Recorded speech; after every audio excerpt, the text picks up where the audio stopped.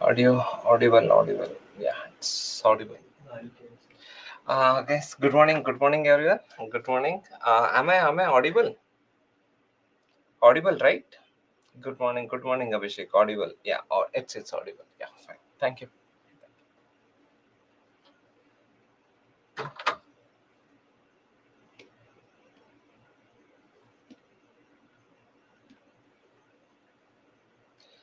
So, good morning, everyone. Good morning.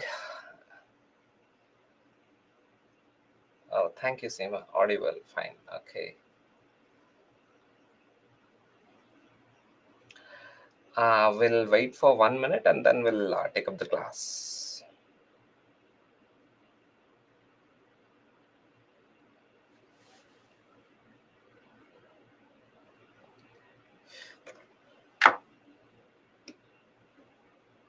Last class, I think we stopped. Where did you stop? Geopolitics, right?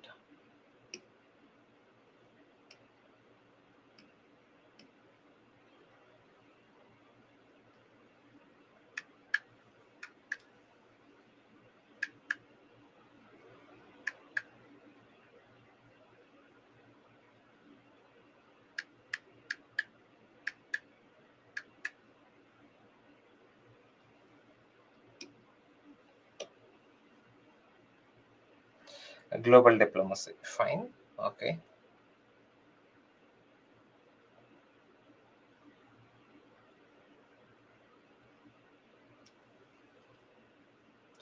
Okay.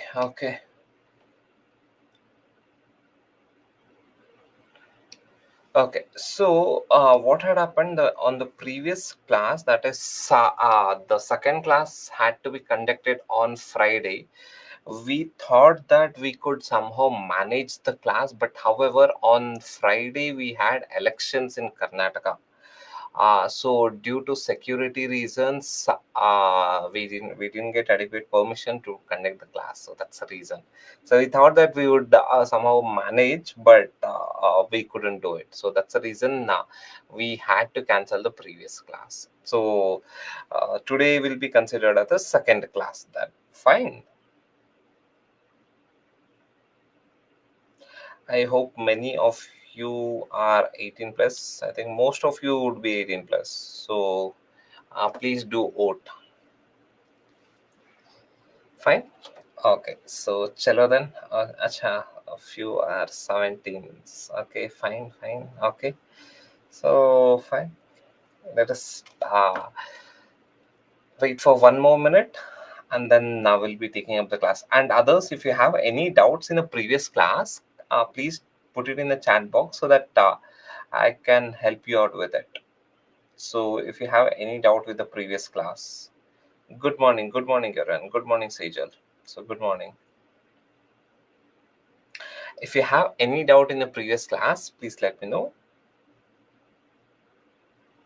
Okay, Manpreet is asking Cold War reasons. Okay, see, let us not go too much in detail. See, Cold War is a part of your world history. We'll not go too much in detail regarding that, but I'll specifically address your concern, that is Cold War reasons. So, what happened in World War II ended in 1945. So World War II ended in 1945, and then there was a massive economic crisis. And here, after World War II, there was no superpower that had emerged in the world. So before World War II, the usually the superpower was your US and UK to some extent. But after World War II, there was a major change in the geopolitical condition in the world. So now the contenders were your US and USSR. So the erstwhile Russia is known as USSR. So between the race was between US and USSR. They wanted to maintain hegemony in the world, either US or USSR. So there was a proxy. There was a race between US and USSR to maintain the hegemony. So as a reason, US was indulging in proxy wars and USSR was indulging in proxy wars. So this is your Cold War. Cold War in the sense there was no direct conflict between US and USSR. US and USSR, no direct conflict between US and USSR, but however, US and there was a race between US and USSR in order to maintain supremacy at the global level. So as a reason, so US was indulging in promoting proxy wars against USSR, and USSR was promoting proxy wars against US. So there was no direct conflict between US and USSR.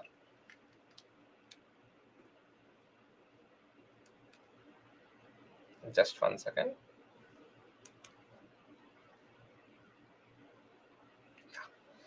Yeah, and another thing is that economic model. So US wanted to promote the capitalism economic model, and USSR wanted to promote the socialism economic model.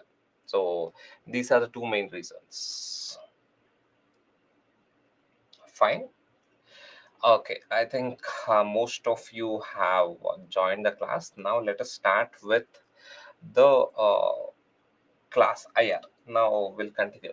In the previous class, we had completed up till global diplomacy. Again, here, guys, see, the main agenda of this class is that you should be able to get good marks in your IR. So, along with how do we get good marks? Trust me, very few of you were asking for the notes to be put up in the PPT itself. See, if you put up the notes in the PPT, what's going to happen is that you will not learn how to write an IR answer. The agenda of this session is that you should know how to write an IR answer so that you get at least 60 percentage marks in your IR questions. So that is the agenda, very clear agenda. You should be able to get good marks. So that's the agenda. So having a lot of content is one factor, right? Knowing how to write an answer is another factor. So what we'll do is that, say after third class, I will be giving you the question and I will personally write the answer and show it to you, so you can copy the same thing. So that is going to help. So rather than giving you a lot of content in the PPT, that will not help a lot. That's what I believe, personal experience also. And we might be thinking that we'll collect all the PPT and then later on we'll do it. That day will never come. Been there, done that, it doesn't work. So please take up your pen and paper, start writing, and again I will tell you how to write. How to write an intro in IR question, how to write the body of the IR question, and how to write the conclusion of the IR question. So that I'll be telling. Fine. Okay. So yeah, lecture. The previous class wasn't held, guys. The reason was being elections in Karnataka. So we had elections in Bangalore.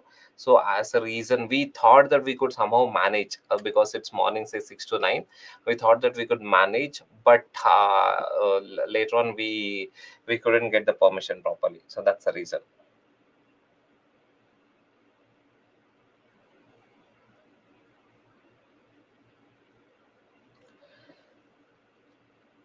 Fine. Okay.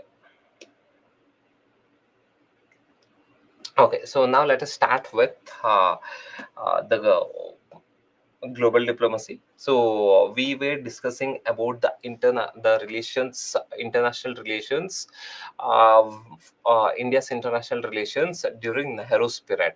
And again here, even today, most of the international relations that we are following was the principles or the foundations was laid down during the Nehru's period.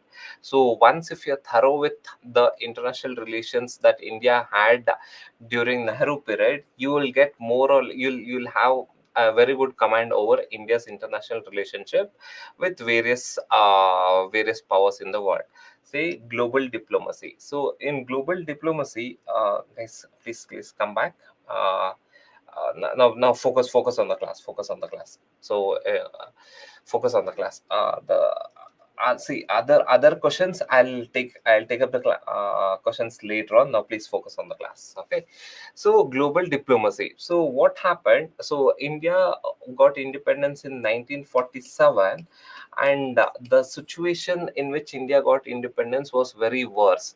That is, we had extreme poverty level, and the economic, we are all we there was a major economic crisis that was going on in terms of, say, lack of employment, high poverty. Your agricultural sector was in shambles, and there was no major industrial sectors, etc. This was the economic condition that we had.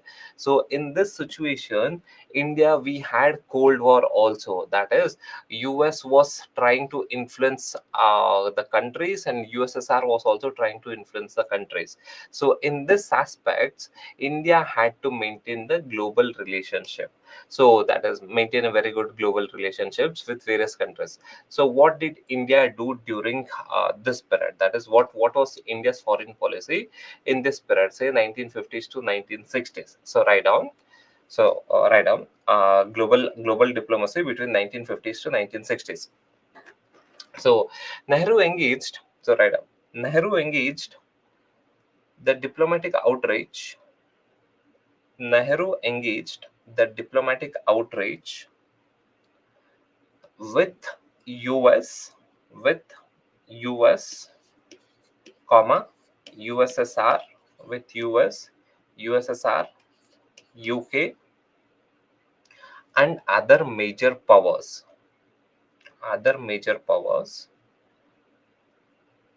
comma.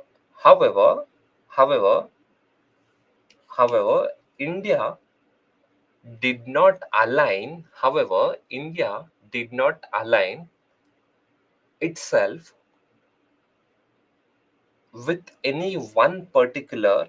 India did not ally itself with any one particular, with any one particular powers, with any one particular powers. Within brackets you write, within brackets you write, India maintained neutrality. India maintained neutrality. India maintained neutrality. So India maintained neutrality. Below this, write down, India advocated nuclear, India advocated nuclear disarmament. India advocated nuclear disarmament, supported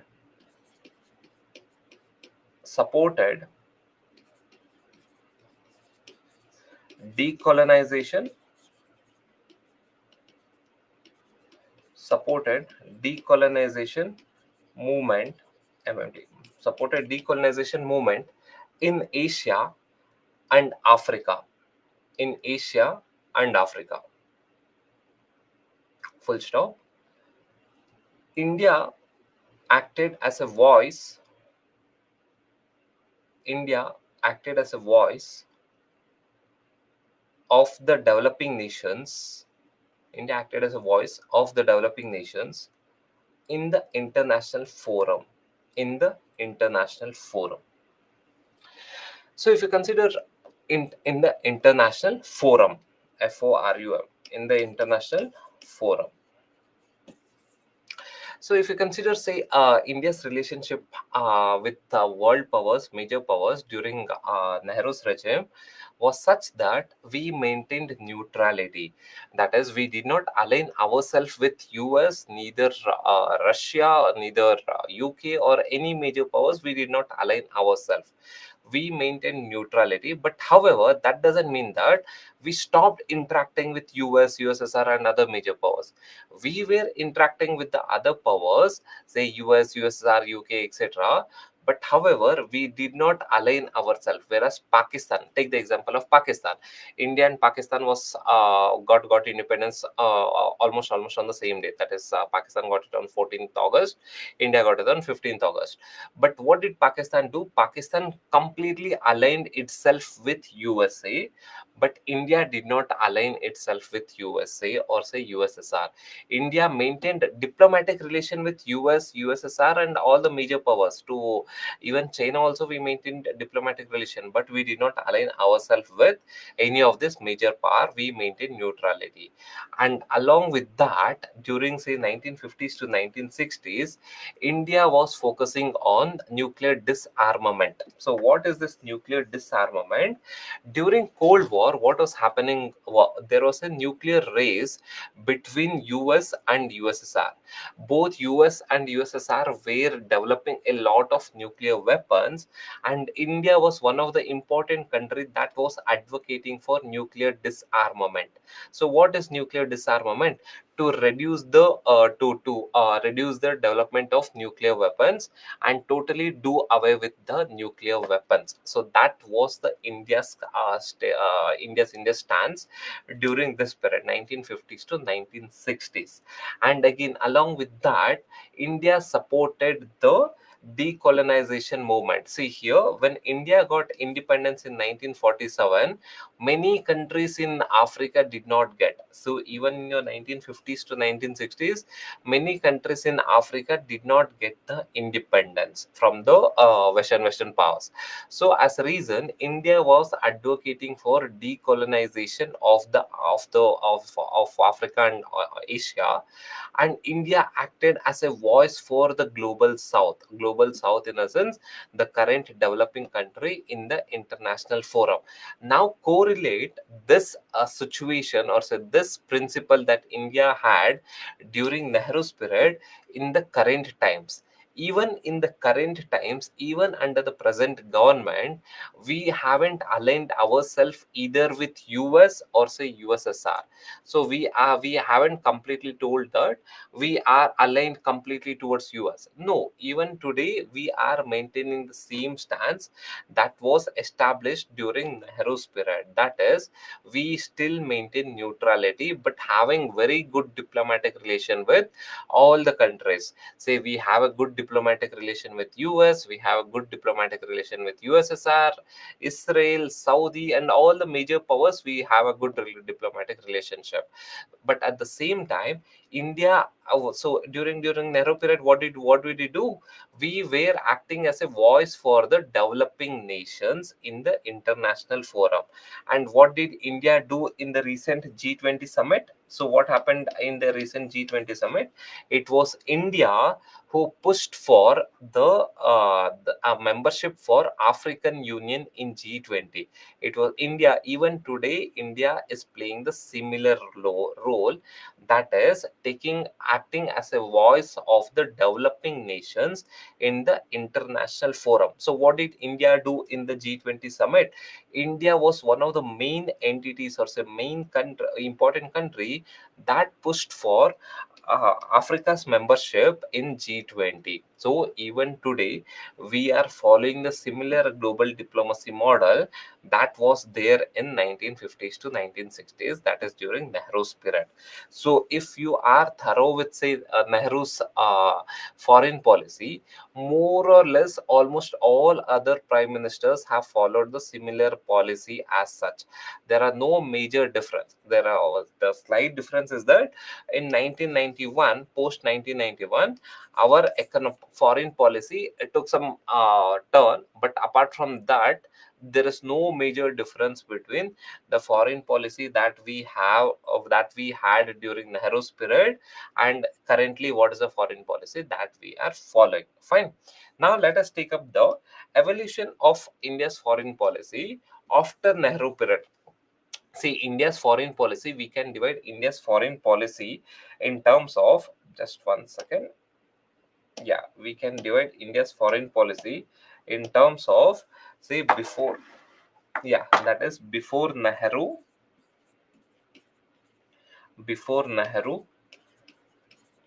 sorry, it is during Nehru.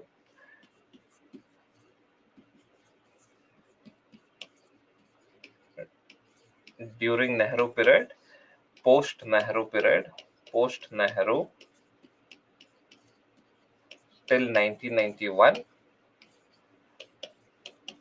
1991 to current times. current times, or say present time. Fine. We can divide India's foreign policy in terms of three angles. One is during Nehru period, what was the foreign policy? After Nehru, that is post Nehru till 1991, what was the foreign policy? From 1991 till the present times, what is the foreign policy? Again, here, whatever the foreign policy that was initiated by Nehru, more or less almost 90% of it, we are still following it. But after 1991, what happened? In 1991, your USSR, that is Russia, the USSR got disintegrated. Cold War ended, USSR got disintegrated, and in 1991, another event took place, that is economic liberalization took place. That is your LPG reforms took place in India. So due to these two factors, that is there was no USSR got disintegrated, and there was LPG reforms in India. As a reason, our foreign policy took some minor turns. Apart from that, more or less, we are still following the Nehru's policy, foreign policy. Is it clear? Okay, nuclear disarmament. Komal is asking. Okay, what is nuclear disarmament? So during Cold War, what happened was, so Cold was between US and USSR. So there was a mindless race between US and USSR to increase the number of nuclear weapons that each countries hold. So as a reason, US started developing a lot of nuclear weapons. USSR started developing a lot of nuclear weapons, and India was against this policy because nuclear weapon can lead to another world war. So India was against this one. So as a reason, what did India do? India promoted for nuclear disarmament. Nuclear disarmament in the sense reducing the number of nuclear weapons that each countries hold, and at finally ensuring that there is no nuclear weapon in the world. Nuclear disarmament, that is, we have to completely eliminate the nuclear weapons. That was the stance of India. Even today, India is following the similar stance. Even though India is a nuclear weapon, but we tell that we are promoting nuclear disarmament. In the sense, we have the technology, we are developing our nuclear weapons, but however, when all the nuclear powers, when they tell that we will not use the nuclear weapon, or say we will disarm our nuclear weapons, then India is also willing to disarm our nuclear weapons. So that is, even today we are having the similar stance, that is nuclear disarmament. So during Nehru's period, so we were not a nuclear power, that is India did not have a nuclear technology. But even today, even India has nuclear technology, we have a lot of nuclear weapons, but even today the stance remains the same, that is nuclear disarmament. India today also has the same stance, nuclear disarmament. But however, we say that let all the nuclear powers disarm their nuclear weapons, then we will also disarm our nuclear weapons. That is our stance. Fine. Okay. So let us start with this thing. Now, write down this evolution. Yeah, evolution of India's foreign policy after Nehru. Dikshit, okay, now let us further go in detail. Is neutrality a good policy in IR? So why did Nehru choose neutrality? So your Pakistan aligned itself. Both India and Pakistan was formed almost at the same time. Pakistan aligned itself with US. India did not align with US, neither USSR. India maintained more or less a neutrality. Is neutrality a good decision, or had India allied with Pakistan, India allied with say US or USR, that would have been a good decision? So what do you think? So can someone tell, is neutrality a good policy in IR, or we should align ourselves? So what do you think? Yes, neutrality is a good decision. The reason being that, so neutrality, why even today, do not have any political alienation towards any entity in IR. So all the prime minister, whatever decision they took, it was in the interest of India. So don't have any political allegiance to one party or the other party. So whatever the decision that every prime minister has taken is in the interest of India. So again here the decision that Nehru took was to maintain neutrality. The advantage of having neutral position in IR is that we can take advantage from both the countries. See what did we do? So during Nehru's period, so what did we do? What was the advantage that we took? So in Nehru's period, what was the advantage? The advantage that we took from US was we under PL 480 scheme. So US was running a PL 480 scheme. It was their program. So under PL 480 scheme of US, we were getting food grains. And you have to remember the condition in which India got independence. India got independence during almost a famine period. So in 1942-43, we had a major famine in India. 1942-43, there was a major famine in India, and India's agricultural sector was very poor, in the sense we did not have adequate technologies or power to cultivate enough food grains to feed our population. So that was India's condition. So as a reason, what happened? India took the support of US to import the food grains. So what did India do with USSR? With USSR, India took the support of defense equipment. So when we maintained neutrality, we could take the benefits from US and USSR. So maintaining neutrality was one of the best decisions that Nehru had taken during the initial days of independence. So we could get the benefits from both the countries. When US, see, Pakistan aligned itself completely with US. So when US was supporting USSR, when US was supporting Pakistan during the war, it was USSR that supported us. So as a reason, what happened? So we could get the, even though we were getting food grains from US, USSR was supporting us on defense terms. So it was a good decision. Maintaining neutrality was a good decision. So as a reason, since it was a good decision, since after post Nehru till VP Singh, even the current Modi government maintains neutrality. Even though all the experts says that we have slightly tilted towards US, but we are still maintaining neutrality. We haven't officially told that we are completely aligned ourselves with US. So we still maintain the same stance, that is we are maintaining neutrality. So maintaining neutrality was one of the decisions that had taken in during Nehru's period, that we are still continuing now. Is it? Yeah. So neutrality is a good decision. Fine.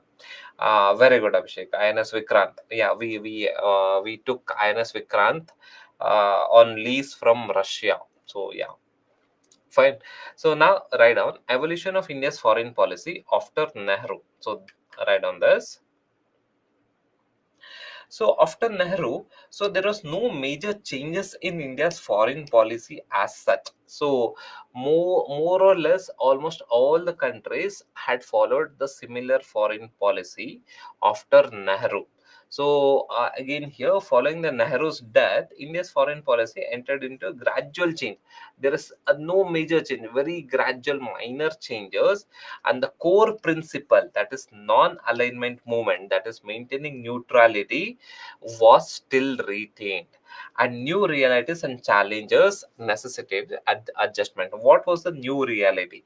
So here you have to understand that in 1962, so we had a war. When we take, yeah, so in 1962 we had a war with China. So 61-62 we had a war with China. So again, what happened over here in this situation was that Nehru had miscalculated the power of China, and we had something called as forward policy. So what is India's forward policy? That we'll see to it. So I'll briefly summarize what is forward policy. Forward policy was that Nehru had initiated the militarization of India's borders. So that is your forward policy. So as a reason, that irked China. So we didn't expect that it would be a major irritation to China, and China retaliated for this. So that was considered as one of the failures of the foreign policy during that period. We could have measured what would be the impact on China due to the India's forward policy. When we take up India-China relationship, then we'll deal with that.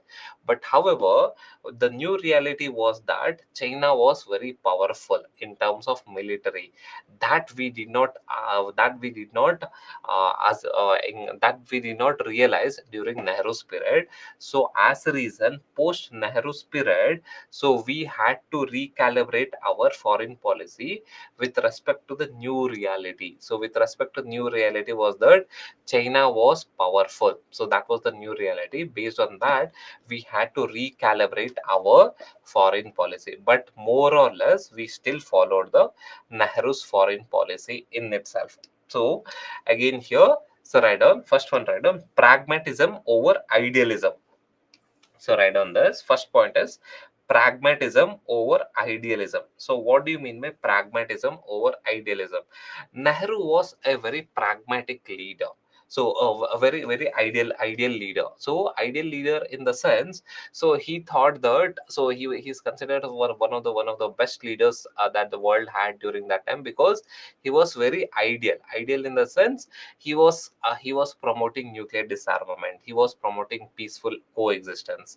So Nehru's Panchil policy, the five Panchil policies that are there: peaceful coexistence, non-interference in the internal matters, respecting sovereignty. So these are one of the important ideals that Nehru followed. So as a reason, Nehru was considered as an ideal leader.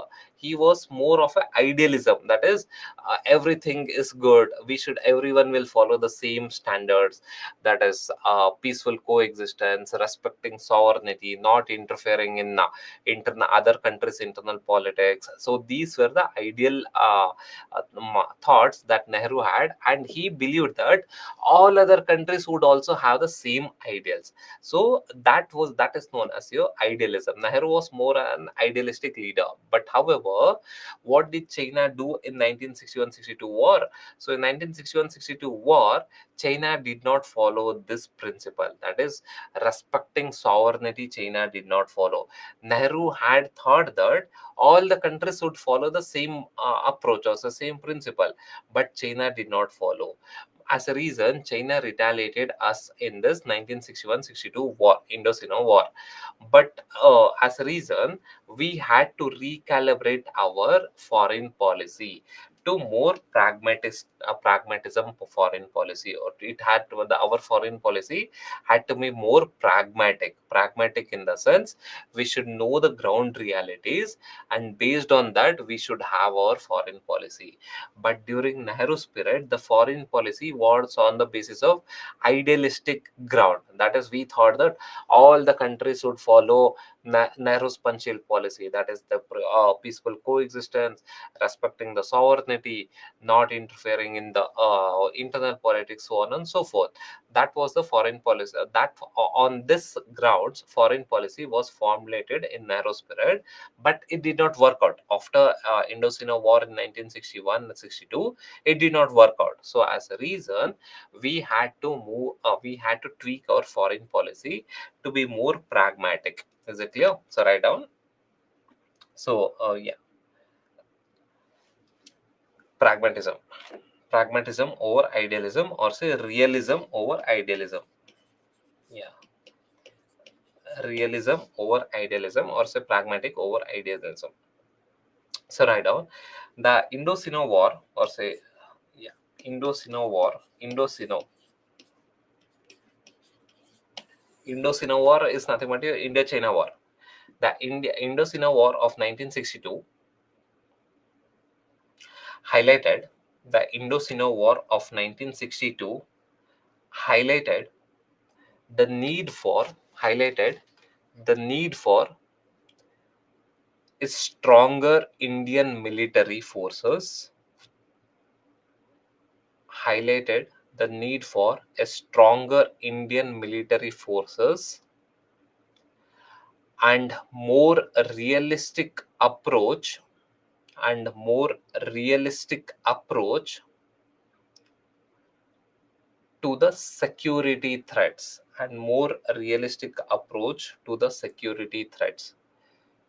The Sino-India War of 1962 highlighted the need for stronger Indian military forces and more realistic approach to the security threats. More realistic approach to the security threats that India faced. That India faced. Fine. So below this, write down. As a reason, India began. India began to diversify its defense partnership. Its defense partnership.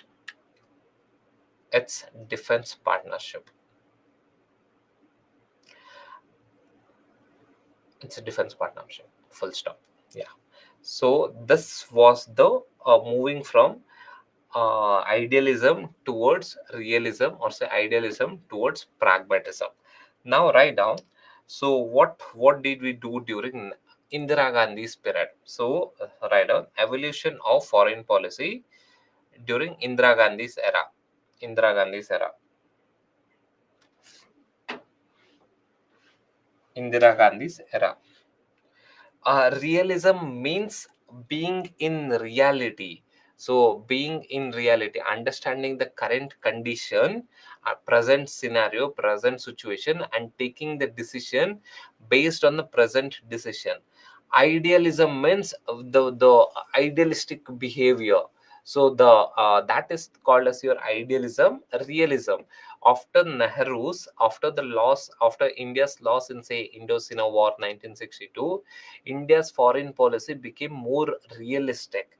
Before that, India's foreign policy was more idealistic as such. Idealistic in the sense every country should respect each other's sovereignty, and no country should involve in other countries' foreign policy, other countries' internal politics, etc. That was on the basis of idealism. But however, after the loss of 1962 war, India's foreign policy shifted towards more realism. That is, we emphasized more on defense, and before that, we thought that all the countries should peacefully coexist. So, as a reason, we did not much emphasize on the defense sector during Nehru's period. But however, after the loss in 1962, we had realigned, or say recalibrated our foreign policy. So after that, after 1962 war, so our foreign policy was mainly focusing on ensuring India's integrity, or say India's sovereignty. So if you consider, say, from Indira Gandhi's period till 1991, more or less India was aligning itself with the countries that could ensure India's safety and security. So that was the more or less the changes that we could see after Nehru's loss in 1962, or that is India's loss in 1962. Fine.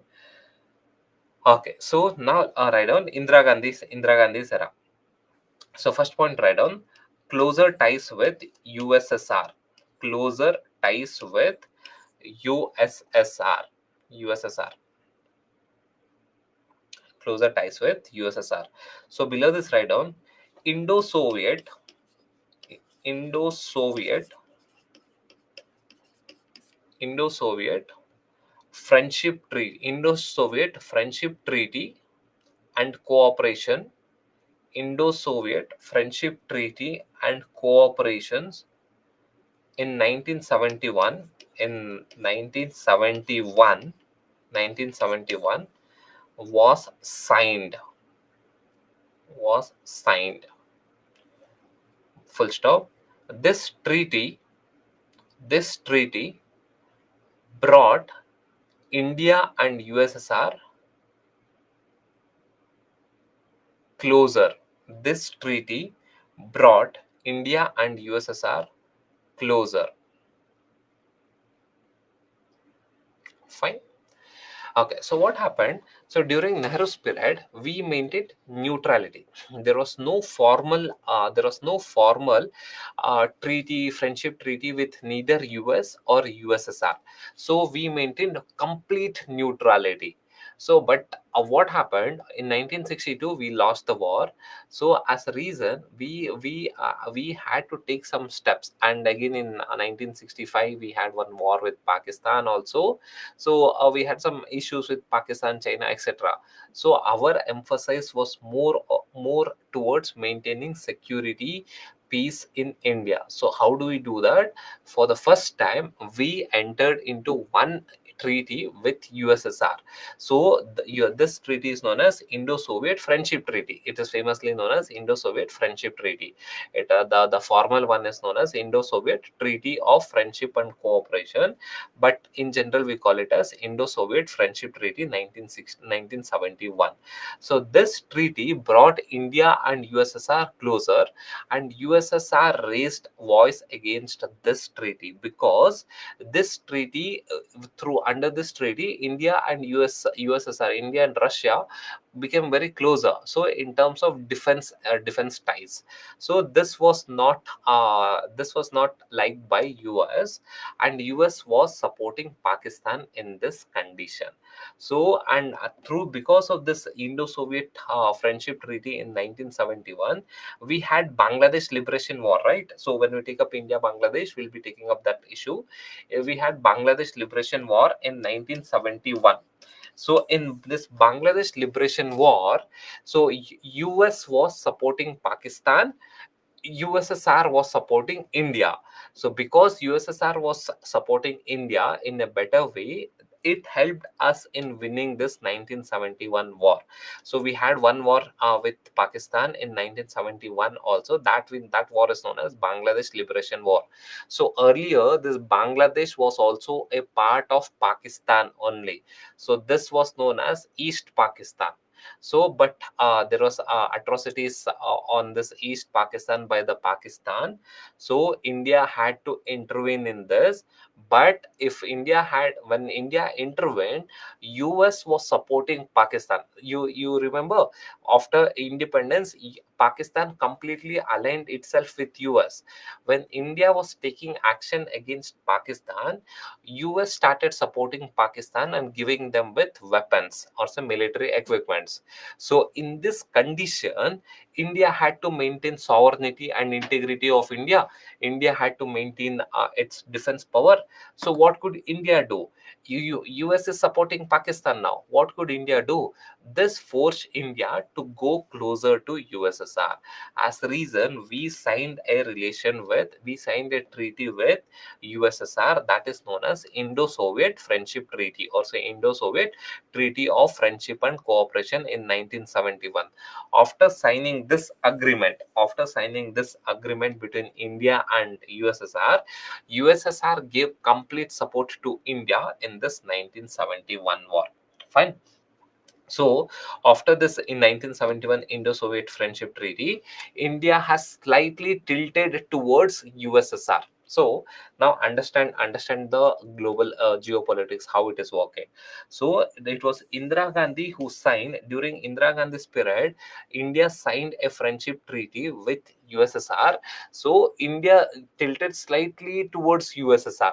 So from Indira Gandhi period till the Manmohan Singh's era, India was slightly tilted towards USSR.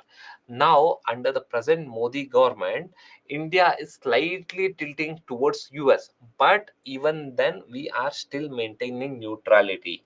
Neutrality in the sense we haven't given up our relationship with USSR. Our relationship with USSR was cemented through this treaty, that is India Soviet friendship treaty. It got cemented in the sense we considered ourselves, that is India and USSR, as a strategic partnership. So strategic partnership in the sense long term partnership in various sectors, so that is known as strategic partnership. So this was India's foreign policy during Indira Gandhi's era. And along with that, India wanted to be a nuclear power. So what did see what happened, what was the condition during Nehru's period? In Nehru's period, so India was not a nuclear power. Nehru was promoting nuclear disarmament. Then what happened? 1962 war was there where India lost. India China 1962 war, 61-62 war where India lost. And then we had 65 Pakistan war, 1965 Pakistan war. And 1971 we had a war with again Pakistan.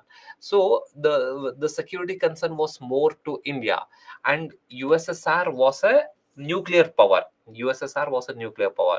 So in now after this treaty, that is Indo-Soviet friendship treaty, India became very close ally with USSR. So what happened? So but that doesn't mean that we had completely aligned with USSR. So we became closer to USSR, and with the support of USSR, we also wanted to be a nuclear power. That is, India also wanted to be a nuclear power. So what happened in 1974? In 1974, India conducted its first nuclear test. So 1974, India conducted its first nuclear test. So write down next point. Write down next point. Write down. Second point is nuclear ambition. So second point is nuclear ambition. Nuclear ambition.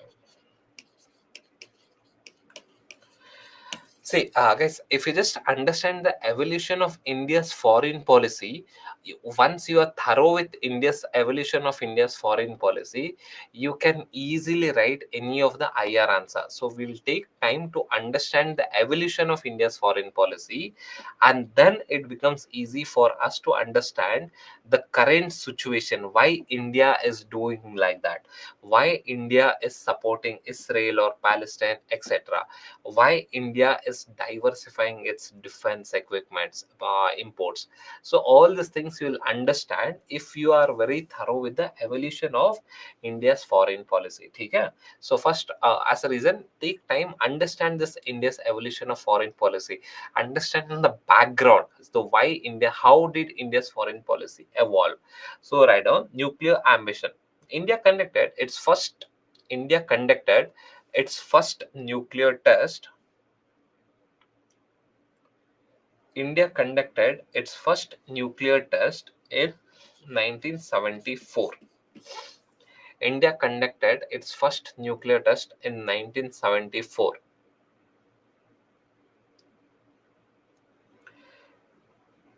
1974, that increased its strategic autonomy. That increased its strategic autonomy and deterrence.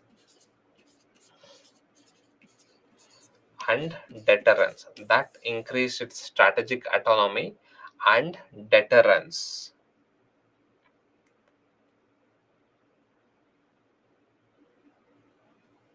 Fine. So what happened? So now, when India had closely allied itself with USSR and after this Indo-Soviet friendship treaty, with the help of Soviet, we could test the first. We could conduct a first nuclear test. So it is not that, say again, the vision was not a vision of India's foreign policy during Indira Gandhi period was not to be completely dependent on USSR. We also had to maintain our autonomy, that is strategic autonomy. How do we maintain strategic autonomy? By becoming a nuclear power. So during Nehru period, we were telling nuclear disarmament, no nuclear weapons, but that didn't work out. Nehru was idealistic person. He was telling no nuclear weapons, but that didn't work out in 1962 war. After 1962 war, Indo-China war, we didn't work out.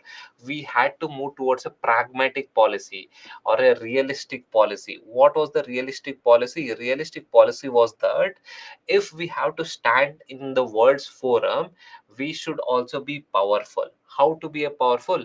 We have to be a nuclear powered country, or say we should also be a nuclear power. So how to be a nuclear power?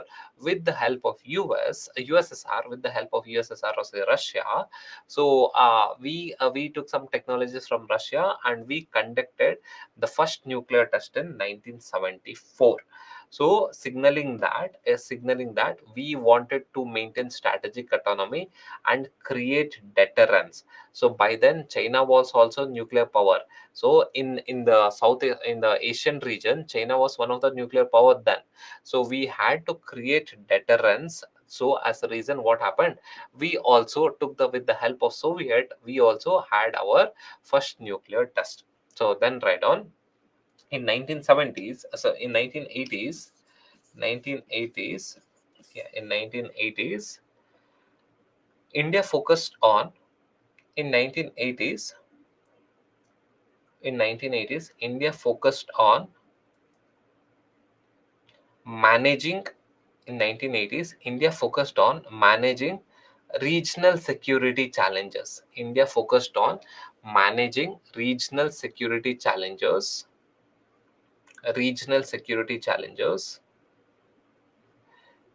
including tensions with Pakistan, including tensions with Pakistan.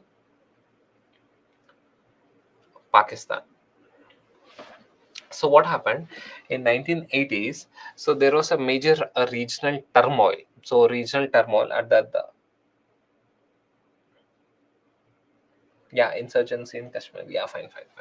So what happened? So in 1980s, there was a major regional turmoil. Say up to say 1971, after 1971 war.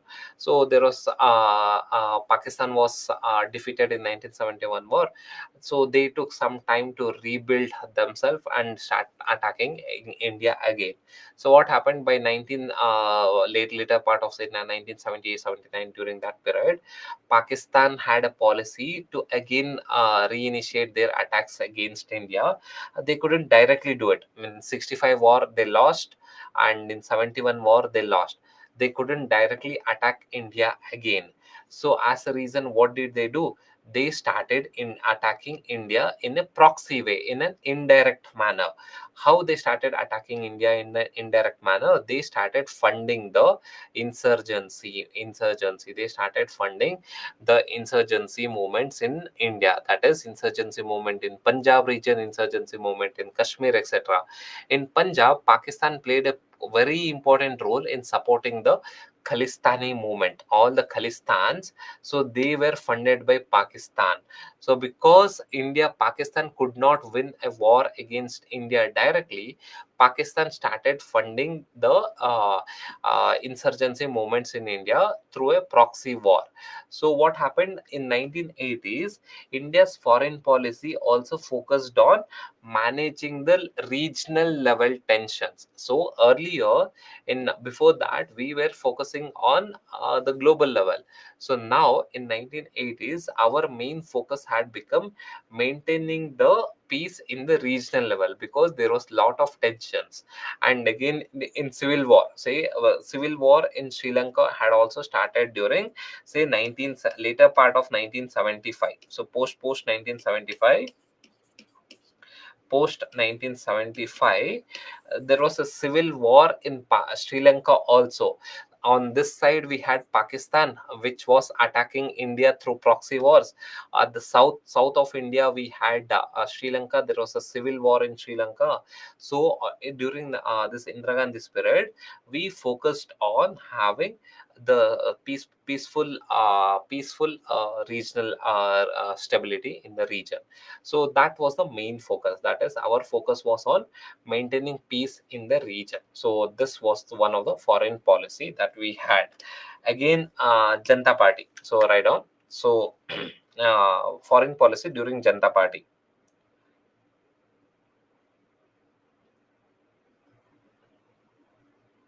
Yeah, more or less, true. That is Khalistan. Even today, there are reports that Pakistan indirectly funds Khalistan movement. Fine. Okay, so right on Janata Party period. So Janata Party. So what happened? So after we know that there was an infamous emergency period during Indira Gandhi period. After emergency period, so the next election, in that next election, we had Janata Party that formed the government. So Janata Party formed the government. So Moraji Desai was the new prime minister.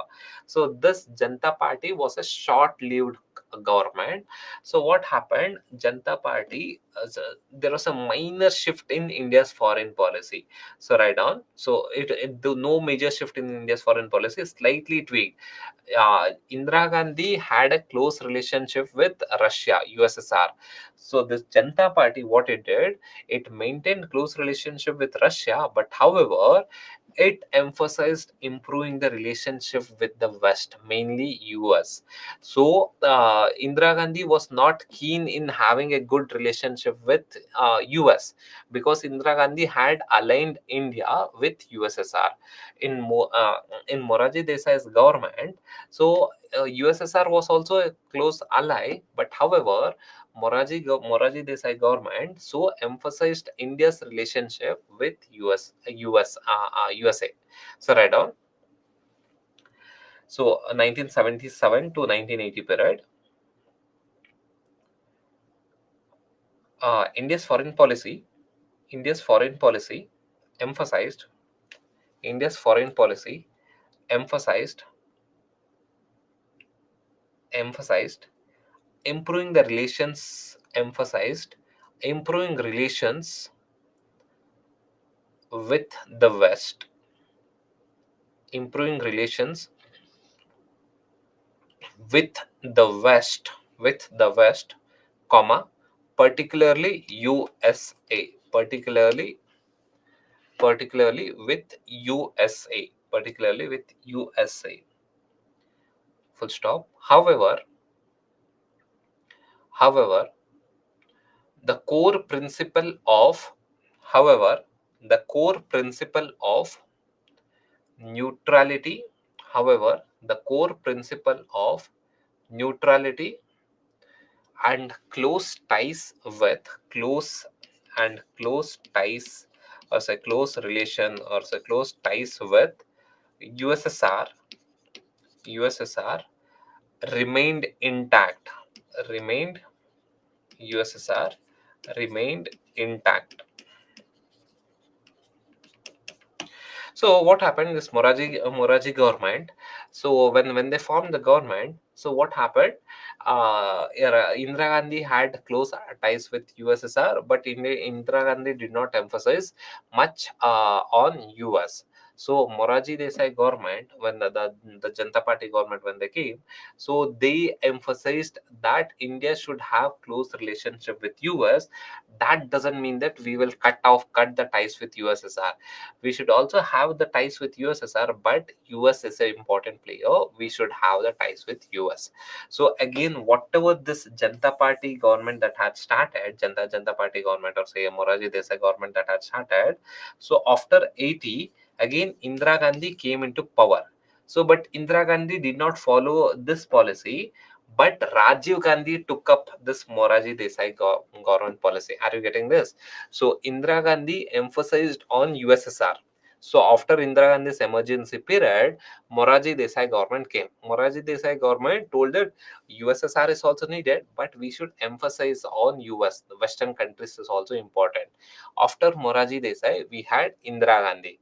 Again, Indira Gandhi, what did she do? She again went back to USSR. That is, that doesn't mean that allied completely with USSR. So and cut off the relation with US. We still had US as a USSR as a close ally, but we still maintained diplomatic relation with US. But it was not emphasized a lot as done by Moraji Desai. But after Indira Gandhi, we had Rajiv Gandhi. So what did Rajiv Gandhi do? So in Rajiv Gandhi's era, we had a close ties with US. that is Rajiv Gandhi, emphasized a lot of on the Western countries. That is, we should maintain a good relation with Western countries, but however, we should also maintain the ties with USSR. So Rajiv Gandhi's foreign policy was more or less similar to Morarji Desai, the Janata government's foreign policy. That's the reason in India's foreign policy. So as based on time, we take up some decision, not on the basis of some allegiance to any one political party. See, Nehru had started neutrality. Even today, the current Modi government is also following the neutrality. That is, we haven't aligned ourselves with any one entity, either US or USSR. So Moraji, the Janata Party which defeated Indira Gandhi, emphasized on US relationship, India-US relationship. So what did Rajiv Gandhi do? Exactly opposite Congress Party, but Rajiv Gandhi followed this Moraji Desai's Janata Party's policy. So right on in Rajiv Gandhi's period. So foreign policy during Rajiv Gandhi era. 1984. No, during Nehru, we did not have any nuclear weapon.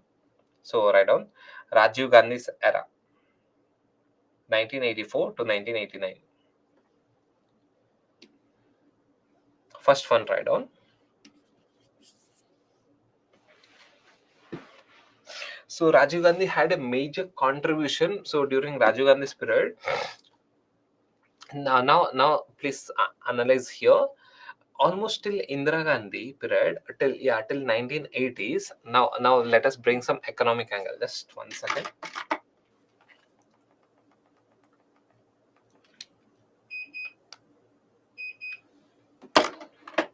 Yeah, please analyze this. Till now bring in your economics concept. You would have read economics, right? Now bring in your economics concept. So till 1980s, India was almost a closed economy. And again, when someone tells that in 1991 there was a economic reforms, we allowed all the foreign countries to enter into India, that's highly generalization. Yeah, LPG reforms, that is highly generalization, 1991. So it is not that one fine day Manmohan Singh and Nasim Rao told that from tomorrow all the foreign companies can come. That didn't happen. So again, all the economic policies and foreign policies are gradual. So gradually, but there was a major reforms that was taken in 1991. We are not discounting that. So major reforms were taken by Narsim Rao government and Manmohan Singh, Narsim Rao and Manmohan Singh. But however, the seed for this reforms was initiated by Rajiv Gandhi. Before Rajiv Gandhi, we had Indira Gandhi Janata Party. Even Janata Party was also a kind of promoting the license Raj itself. The license Raj in the sense closed economy. The government will determine what needs to be manufactured, etc. It was kind of a closed economy. So Indira Gandhi period, even Moraji government period, it was a closed economy because we were following similar to your USSR model. USSR was also kind of a closed economy, so we were also following the similar closed economy model. Even though Moraji government, the previous Moraji government, it supported that India should move towards US, but it did not emphasize on economic reforms. That is, liberalization of economics was not even considered in Moraji government. But what happened in Rajiv Gandhi's period was that we aligned our foreign policy with economic policy. This happened for the first time. In the sense, our foreign policy took slight turn towards economic angle. So before that, foreign policy was not mainly considered from the economic angle. Be it during Nehru period, Rajiv Gandhi period, or say even Moraji Desai period, foreign policy was not mainly determined by the economic angle. But what happened, foreign policy was determined mainly for food security purpose, defense, and maintaining India's sovereignty and integrity. So that's the reason we had a good ties with USSR, so that USSR could give us the defense equipments, could supply us energy, that is the oil and natural gas, etc. So that angle was covered. But however, in Rajiv Gandhi's period, what happened? India's foreign policy took some slight turn towards economic angle. That is, we should have a good ties with the West and say US, so that we could get some economic benefits out of it, we could get some technological benefits out of it. This concept of aligning changing India's foreign policy from the economics angle was introduced during Rajiv Gandhi's period, and it was continued in Narsim Rao's government. It was continued in Narsim Rao's government. So, in a major scale, it was continued in Narsim Rao government. So that's the reason. So India's foreign policy, there's no changes in the foreign policy like this. Matlab, in one shot, there's no major change. So gradual foreign policy also gradually changes. So who initiated India's closeness towards USA? Moraji government. So Janta government, opposite to Congress party, Janta government, which defeated Congress party. So this Janta government told that we should ally ourselves with the West, but we should also have close relationship with USSR. Again, next time Congress government comes, that is Rajiv Gandhi government. Rajiv Gandhi government is again following the same Janata Party's government policy. That is, we should ally with the West from the economic angle. So this economic angle was introduced during the Rajiv Gandhi's period. So this we call it as economic diplomacy. So in Rajiv Gandhi's era, what happened? We focused on economic diplomacy. So Nehru, Indira Gandhi, Moraji Desai, all this one, we were focusing on security angle. Security diplomacy was mainly it was very important. Whereas in Rajiv Gandhi government, we focused on the economic diplomacy. So write down the first point. Write down, focus on economic diplomacy. Focus on economic diplomacy.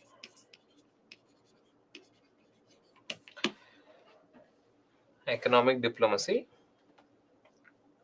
and integrating Indian economy with the global economy, and integrating Indian economy with the global economy. Fine. Full stop. He promoted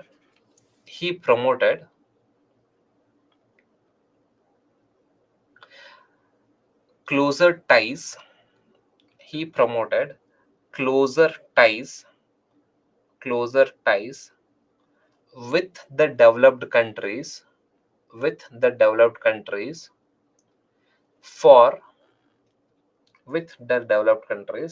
for technology based for technology transfer for technology transfer.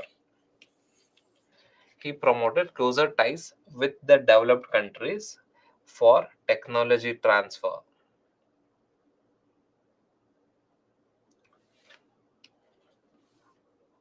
Clear? So below this, write down, allowing the foreign entities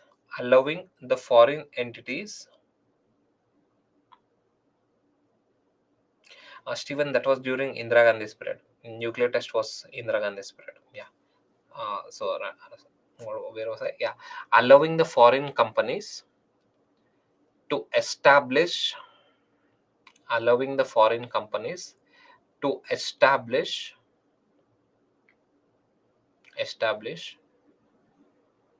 their units in India. Establish their units in India.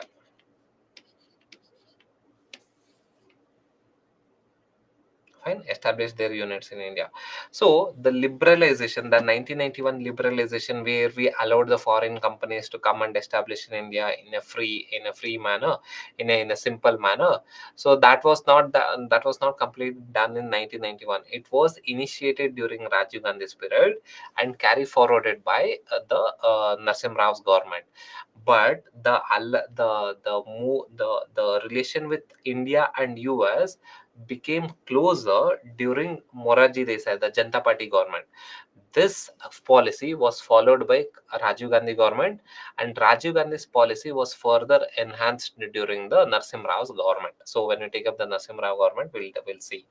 So now in this period, in this Rajiv Gandhi's era period, so what happened? There was regional instability. Regional instability in the sense, so regional instability in the sense, in our region, in the South Asia region, there was regional instability. So during Indira Gandhi period, that is later part, that is say from 1980 to 84, 1980 to 84, there was a massive crisis along the western borders in the sense, India Pakistan border, because Pakistan was funding the proxy wars in India. Say it was creating troubles in Kashmir, it was creating troubles in Punjab. So Indira Gandhi had to face this issue. But in 1970, please understand this, in 1975, post 1975, there was a civil war in Sri Lanka, and this civil war in Sri Lanka created major crisis in India, and that was not adequately addressed during the Indira Gandhi's era. But however, in Rajiv Gandhi's era, so what happened? So we had to take some strong stance against the civil war in Sri Lanka, and we signed Indo-Sri Lanka Accord. So below this write down, below this write down, India, India's foreign policy ensured ensured regional stability, regional stability, regional stability by acting as a regional stability by as a acting as a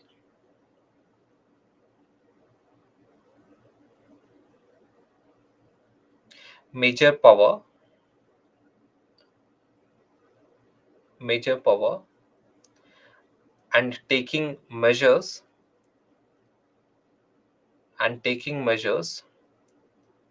to control, taking measures to control the instability, to control the instability. Below this write down,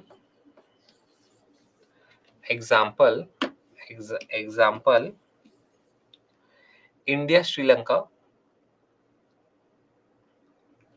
signed, India Sri Lanka signed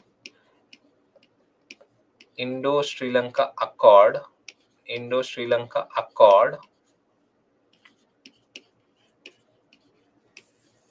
Accord to stop, Indo Sri Lanka Accord to stop the civil war, to stop the civil war in Sri Lanka, to stop the civil war in Sri Lanka.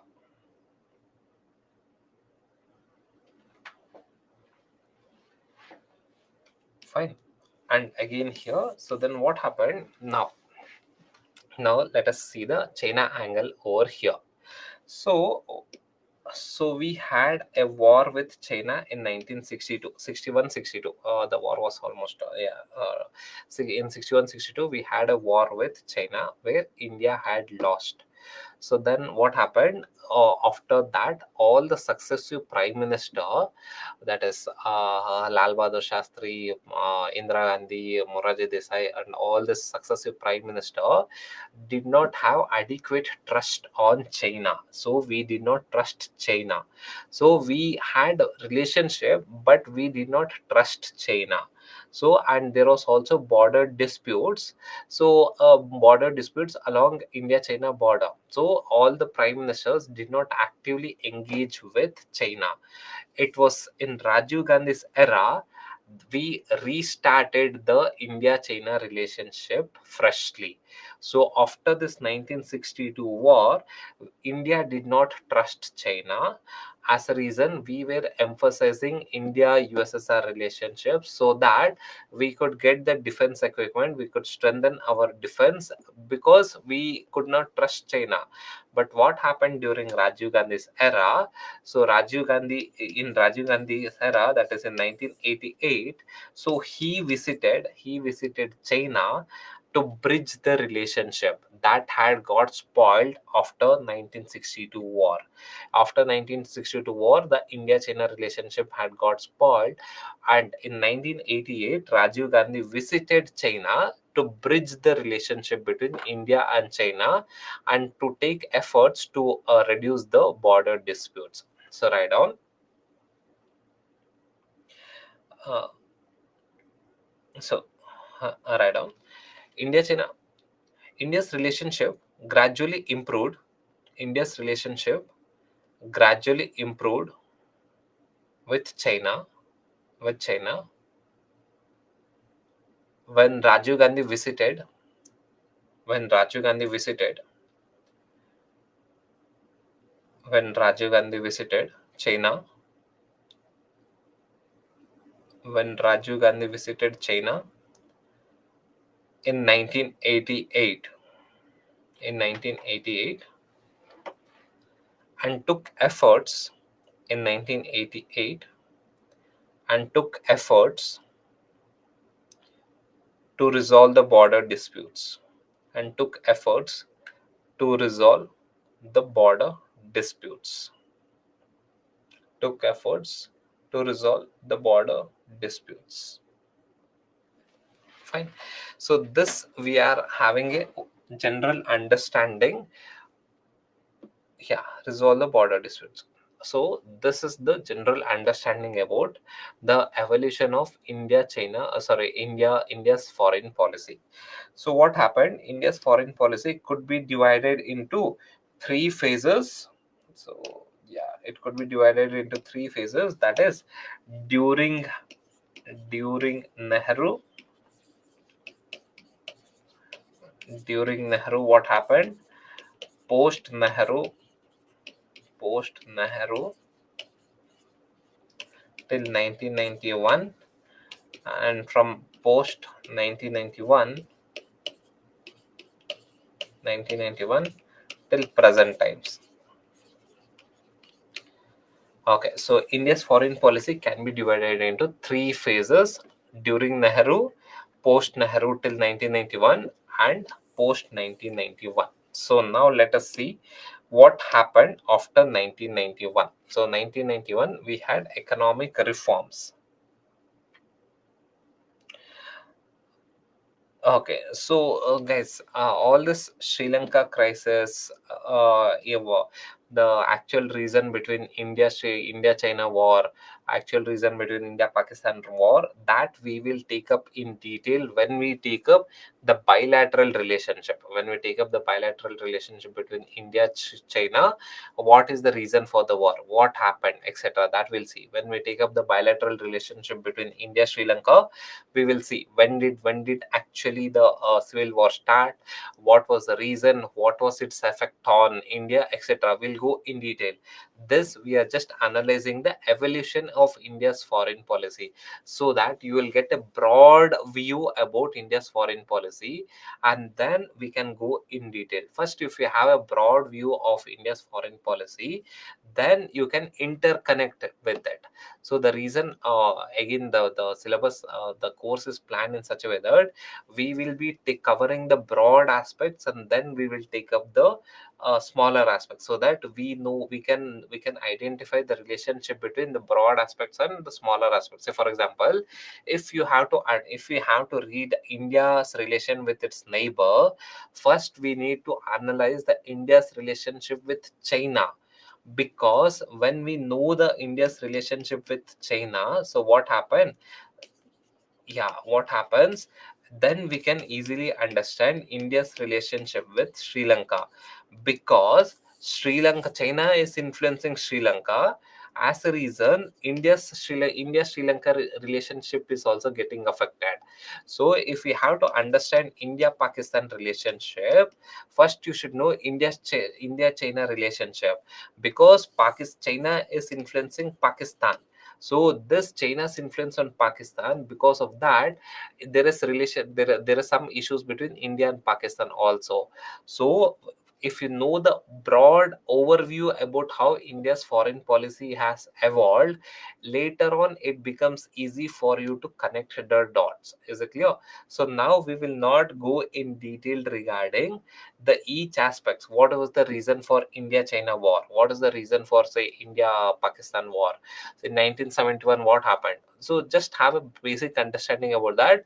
Once we take up the bilateral relationship, we will go in detail. Fine. So now write down economic. Did you write this one? So that is the three phases of India's foreign policy during Nehru, that is post Nehru, till 1991, post 1991 till the present times. So write down this heading: foreign policy post 1991 till present times. Post 1991 till present times. Shweta, what's your question? Just reiterate it once again. I'll explain.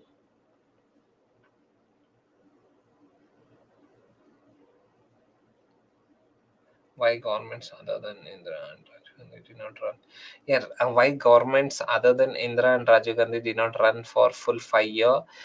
Polity question. No majority. The Janata Party could not gain majority. How was Janata Party formed? Again, let's not deviate ourselves from IR. Small thing. Janata Party is not just one united party like Congress.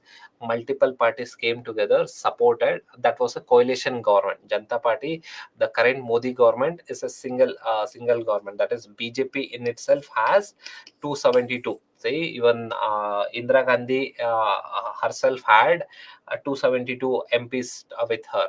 Rajiv Gandhi himself, he himself had 272 MP with him. More than 272 MP. Modi currently has more than 272 MP. So these are stable governments, whereas the coalition governments is not so stable. Your Janata Party was not a stable government as such. Say your Rajiv Gandhi government was stable, your Indira Gandhi government was stable, but your Janata government was not stable. Say your Modi government is stable because more than 272 MPs. So since Janata government did not have more than 272 MPs, many parties later on resigned. So if you have to maintain a government, you should have 272 MPs with you. So if you don't have 272 MPs, you cannot run the government. So Janata Party did not have that one. So that's the reason they did not get 5 year term. Fine. Okay. What's your question, Madhur? Yeah, later on I'll answer. Okay. So now write out 1991 economic reforms. We will not go too much in detail regarding 1991 economic reforms because it's an economics question. But summarize. We'll summarize this one. So write down under PM Narasimha Rao,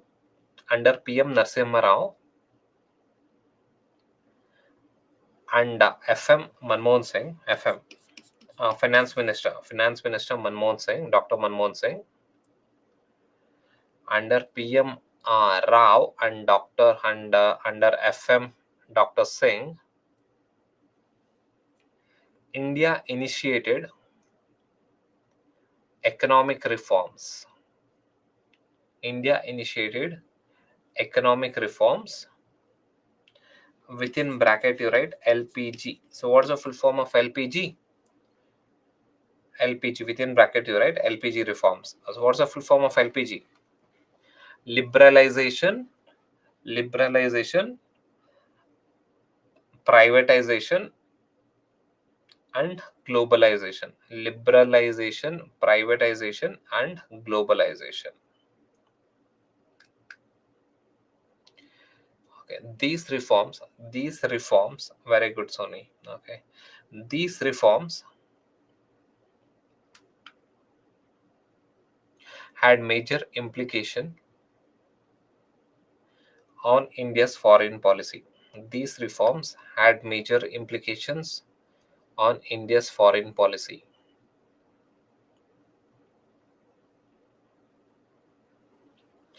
Okay, so below this write down post 1991, post 1991, the Cold War, post 1991, the Cold War ended. Post 1991, the Cold War ended.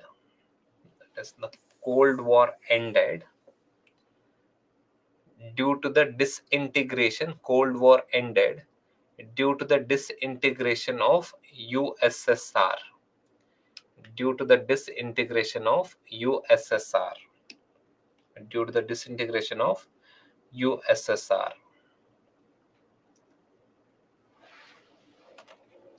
Okay, now understand, please understand here. From Nehru period till Indira Gandhi period, what was the main alignment? So, Nehru period, complete neutrality. Indira Gandhi period, we had aligned ourselves, not completely, we had slightly tilted towards USSR. Moraji government period, slightly tilting towards US. Rajiv Gandhi period more or less maintained neutrality. That is, he was also close ally with USSR. He was also close ally with the Western countries and the US. So what happened after 1991? That is the disintegration in 1991. USSR got disintegrated. So the countries that was there in USSR got disintegrated and became independent. So there was nothing like USSR post 1991. So as a reason, we had to shift our foreign policy. So in 1991, so what did Rajiv Gandhi do? In Rajiv Gandhi's period, the foreign policy was determined by economic diplomacy. That is, India's foreign policy was guided by economic diplomacy. So that is, we had to get some economic benefits from the foreign policy. That was Rajiv Gandhi's foreign policy. Indira Gandhi's foreign policy. What was Indira Gandhi's foreign policy? That is, our foreign policy should ensure our safety and security. That is, maintaining India's sovereignty. Rajiv Gandhi's foreign policy was that with the help of foreign policy, India should have economic development. So, even then, we had close ties with US as well as USSR. Now, after 1991, USSR was disintegrated. So, no more USSR. We had to recalibrate our foreign policy after 1991. Since there was no USSR, we had to recalibrate our foreign policy, and our foreign policy took a major turn, that is non-alignment in transition. So write down key trends by yeah, please don't ask what is the reason for disintegration of USSR. It's a big story, man. So I cannot tell in one line. Okay, so the war between US and USSR, the Cold War, it's a big story. That's a world history chapter here. Okay, okay. So write down key trends by 1991. So below this, write down first one is non-alignment in transition. Non-alignment in transition. India became non-alignment in transition. India became more flexible. India became more flexible in maintaining relations. In maintaining relations. In maintaining relations to meet strategic and economic needs. To meet strategic and economic needs. To meet strategic and economic needs.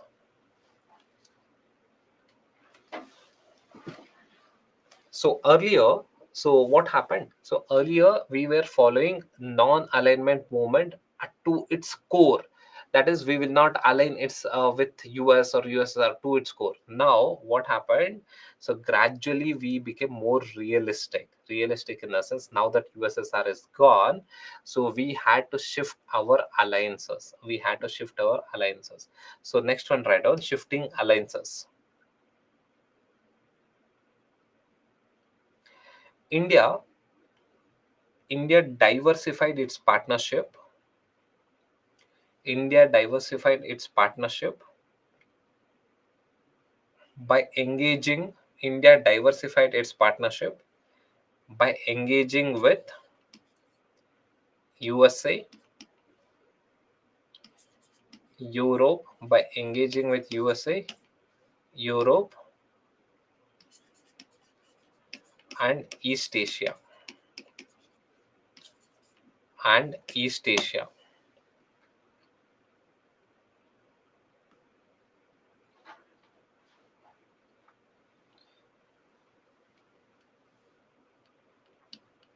Okay. So next one, write down. Focus on economic development. That is India's foreign policy. India's foreign policy focus on economic development. Under this, write down.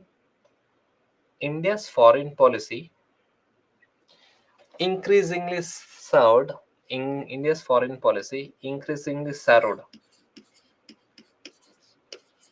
the goal increasingly served the goal of economic economic growth goal of economic growth and integration with and integration with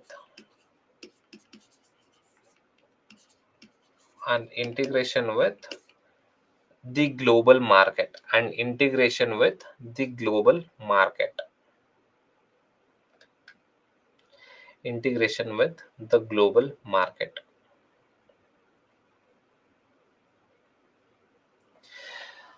Okay, so please understand here. I'll give a break after this. First understand, and then we'll have a break. So understand what is the current what was the situation in 1991. In 1991, before 1991, there was US and there was USSR, and there was a tussle between US and USSR. In 1991, this USSR got disintegrated. Why it got disintegrated? Your entire world history depends on after 1945 till 1991, every event led to the disintegration of USSR. So it's a long story. So USSR got disintegrated. So now we had to select US. So in this situation, in 1991, the world became unipolar. So world became unipolar. So earlier we had bipolar, US and USSR. Now USSR is gone. Now the world became unipolar. So we know that unipolar led by USA. So led by USA.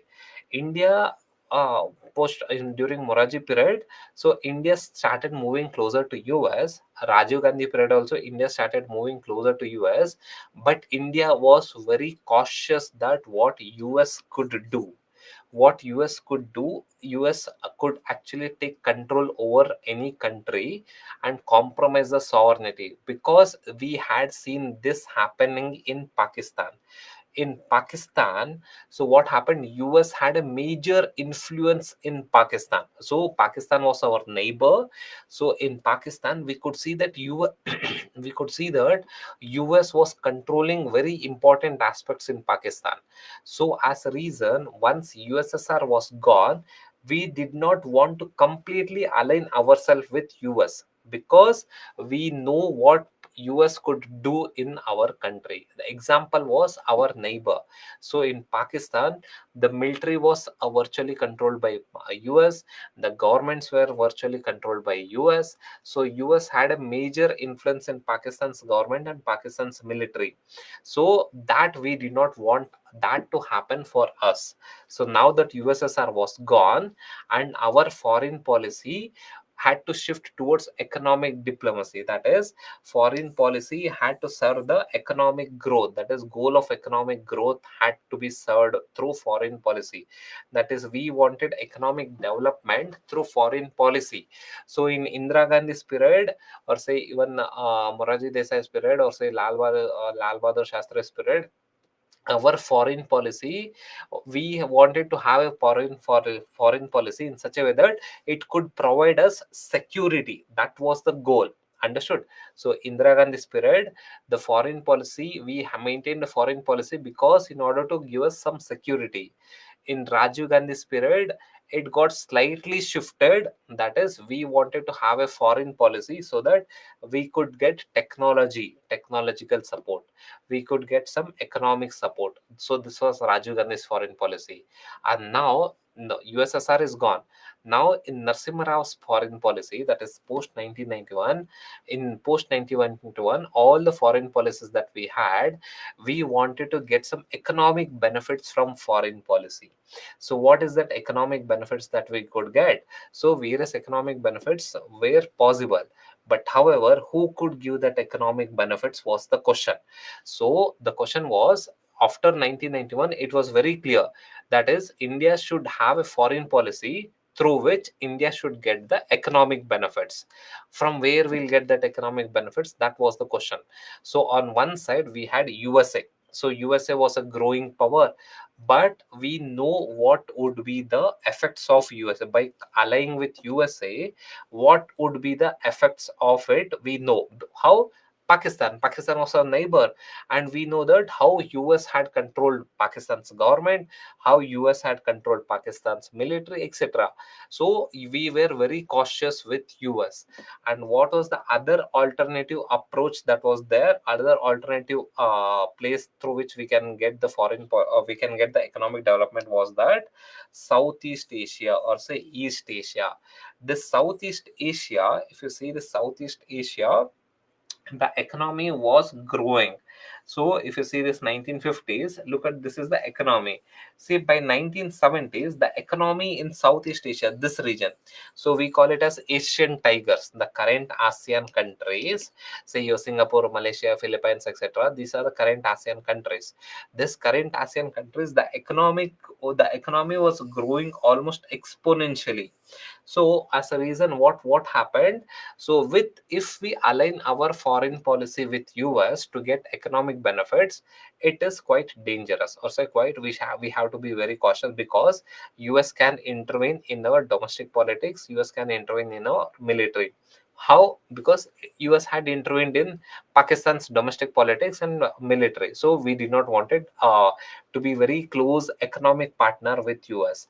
So which was the nearest, which was the another alternative that was there, whereby the foreign policy could give us the economic benefits, was East Asia. In this East Asia, this economy, the Southeast Asian economy, was also growing a lot, in the sense the market size was increasing, people's income were increasing. As a reason, their buying capacity was increasing. So if we have a good foreign policy with this Southeast Asian countries, we could sell our goods. If we sell our goods, our economic activity will increase. That was the concept.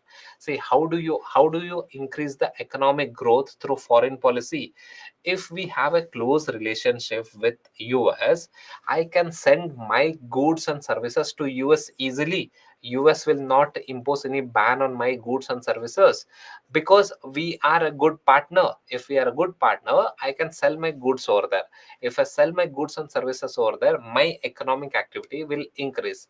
But here the condition was that if we align ourselves with US, it was challenging. US, India was not in a position where we could align completely with US and to get the economic benefits. India was a new country. India was what, 40-50 years old country, very new country. And in 1991 we had one economic crisis also.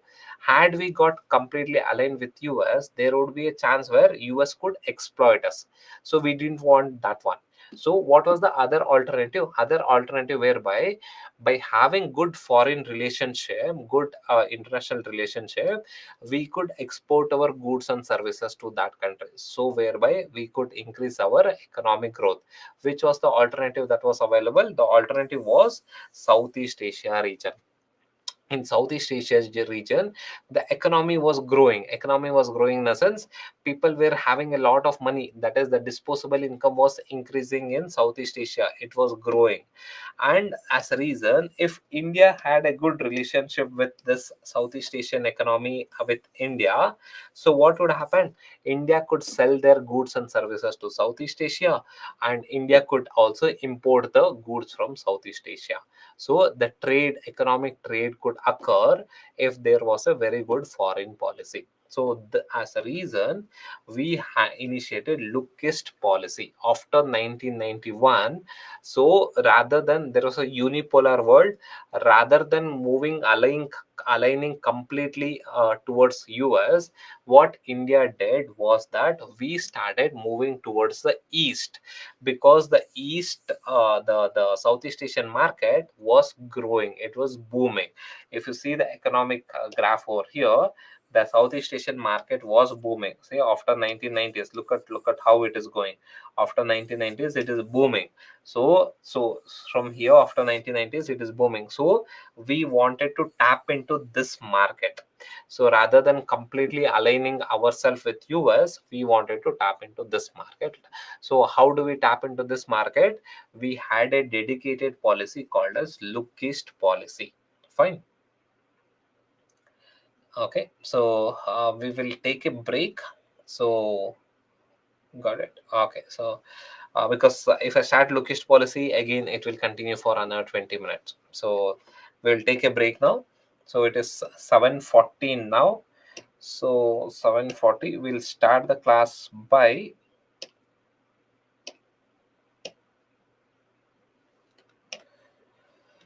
15 minutes, right?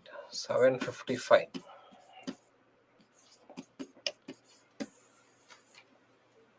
Yeah. We'll start the class by 7:55. Everyone, please be there by 7:55, because the basics of lookist policy you have to understand. Only then, see, the lookist policy that was started by Narasimha Rao government, the current Modi government has just renamed it Actist policy. So just understand the flow.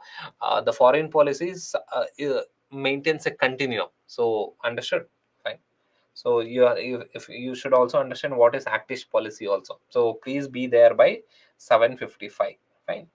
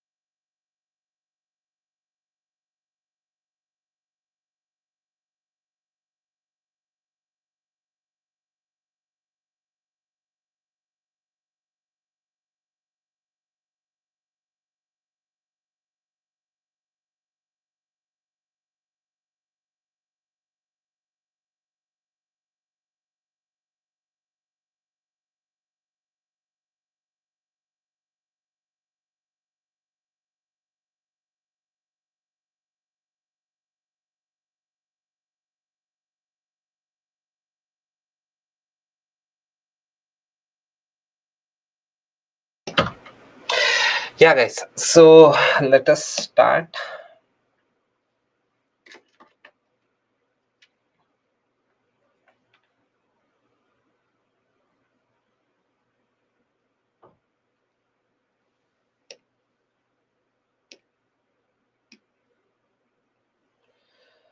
Okay, so let us start with this lookist policy. So, what is lookist policy? Fine. So, please everyone join back. What is lookist? Today we have to complete this portion.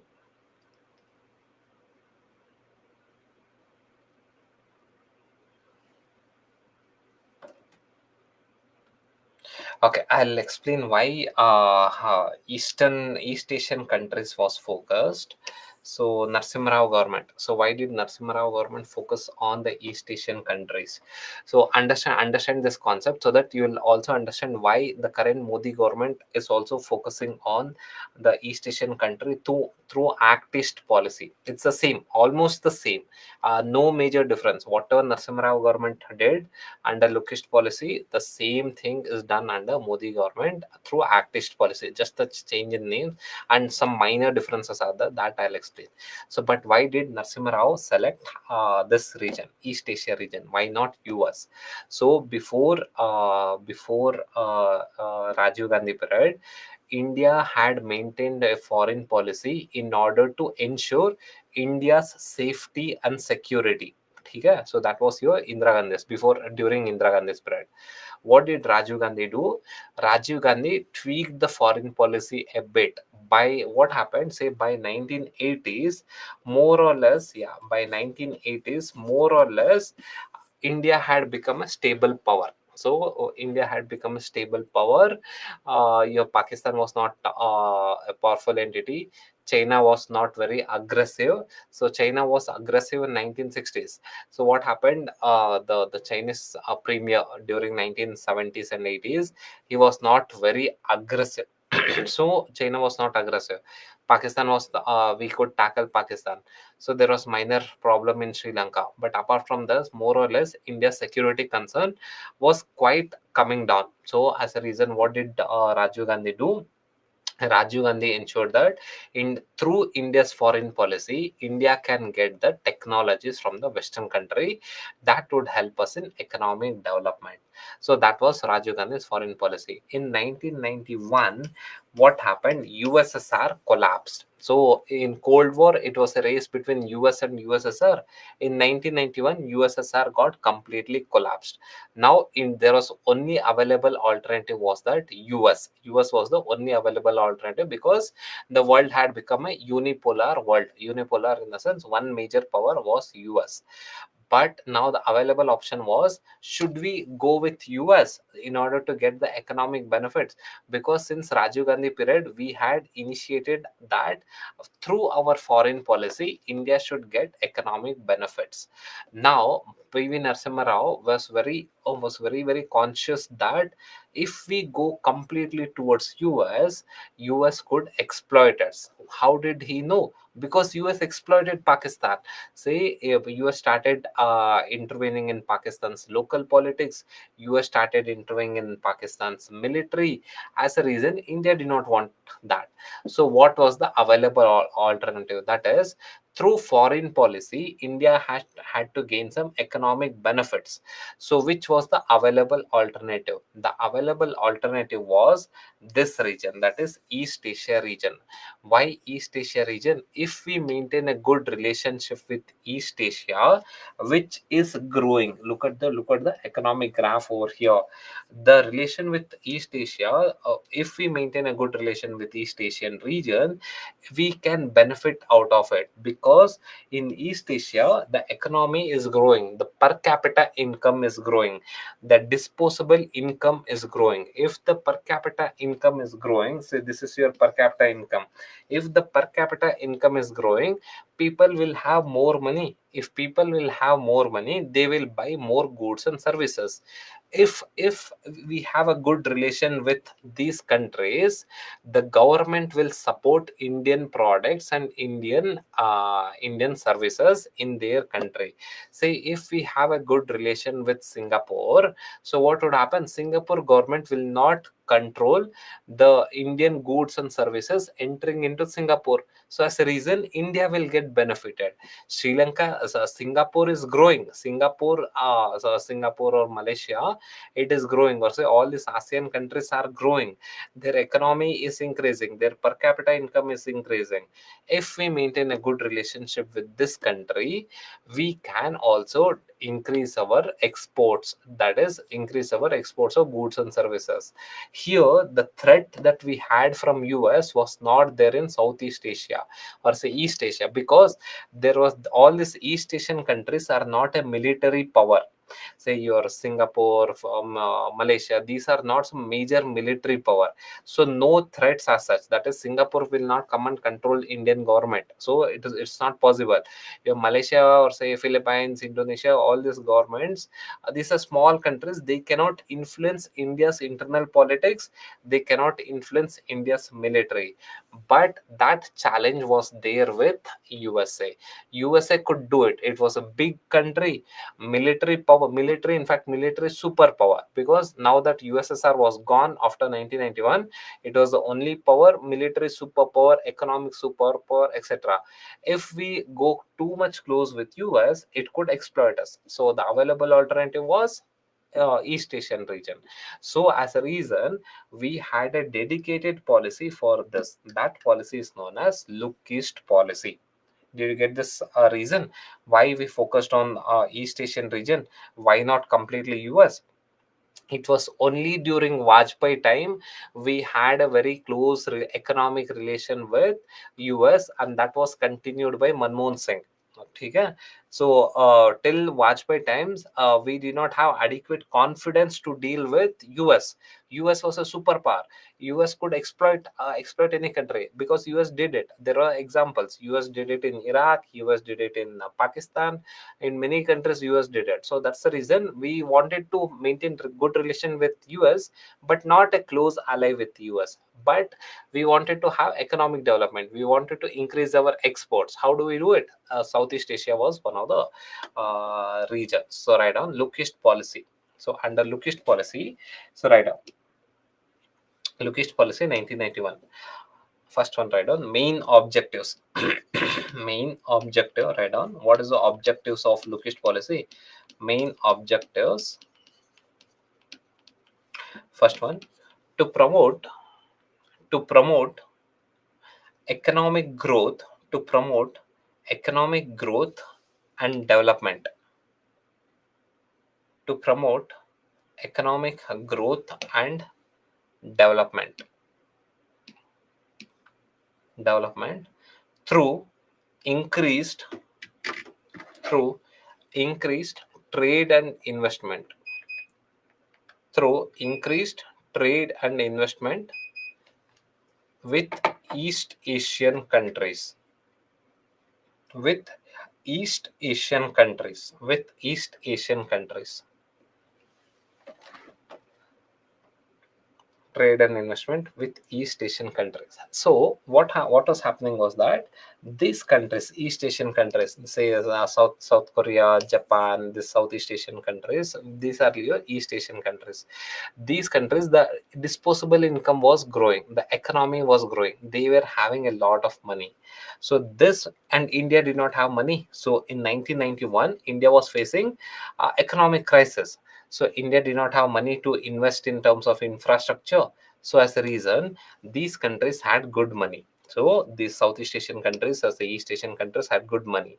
So we wanted to have good relationships so that these people could invest in India. These people could give some money to India, whereby we can invest it. That is one aspect.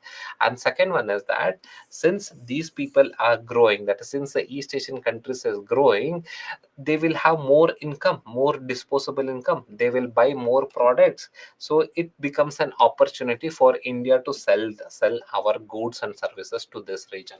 So first thing is that they have more money, their money they can come and invest in our country, and since they are growing, their money is increasing, their disposable income is increasing, we could export our products to their country. So how is this possible? How could this be possible? If we maintain a good relationship with these countries. How do we maintain a good relationship with East Asian countries?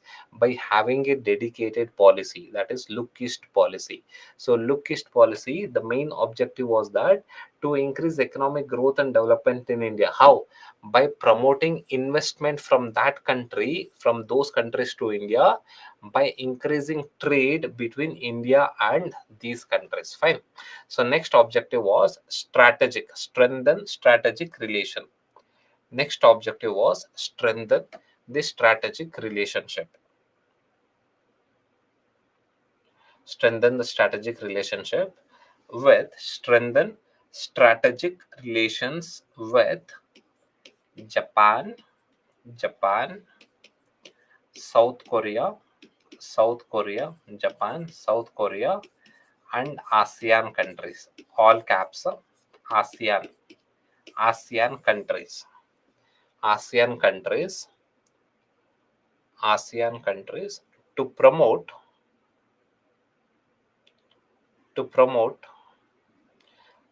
regional stability, to promote regional stability, security cooperations, security cooperations. Fine. Okay, so again, we wanted these countries to act as a strategic partnership to India to maintain a regional stability in this part of the world. And the next reason, next objective was to enhance, to maintain the balance of power. So write down. Next third one is maintain balance of power. Maintain balance of power. Maintain balance of power.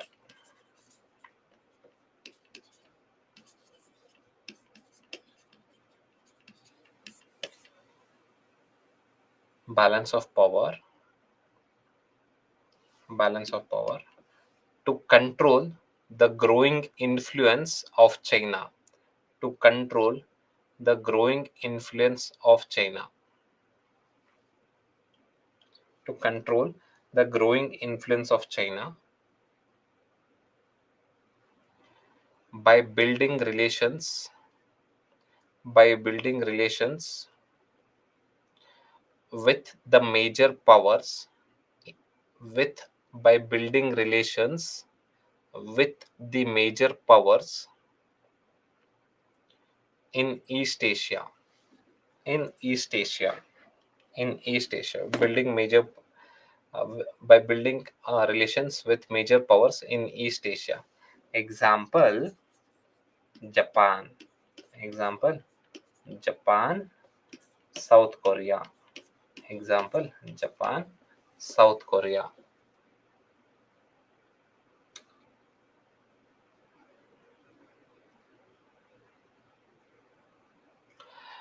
Okay. So balance of power. So what is this balance of power? So please understand here. So by 1990s, post 1990s, the China economy was also growing, and China was growing in this region. So as a reason, the power was shifting. So what happened in 19 up to say 1960s and 1970s, 1960s, 1970s, both India and China had similar power or similar economic capacity in this region, in the Asian region. But what happened after say 1980s? China was growing a lot. That is, China's economy size was increasing. China's military expansion had started. So, but as a reason, India had to maintain the balance of power. Now, the power balance was shifting towards China in during 1990s because China was growing. Now, the power balance. Earlier, both India and China had similar power. So, we were the big countries in this region. We could maintain the stability in this region. Now, what happened? China was growing. China's military expansion was taking place, now the balance of power was shifting towards China. China was becoming more powerful. So as a reason, under Lookist policy, we another objective was to control the balance of power, maintain the balance of power. That is, China was growing, so we had to control China's rise and maintain the balance of power. So how do we maintain the balance of power over here? By allying ourselves, by maintaining good relationship with the powers, the big powers in this region. Who are the big powers in this region? Japan and South Korea are the big powers in this region. Under Lookist policy, when we maintain good relationship with Japan and say South Korea, what happens? We all will become one team. So China would be one team. So as a reason, we will maintain still the power. We will maintain the balance of power. If China is growing, say if one person is growing, if one entity is growing, how do you counterbalance that? You will accumulate more people on your side. If you accumulate more people on your side, so your power would be equivalent to their power, the person who is rising. So that situation had taken place in 1991. So China was growing, so we had to control China's rise. How could we do it?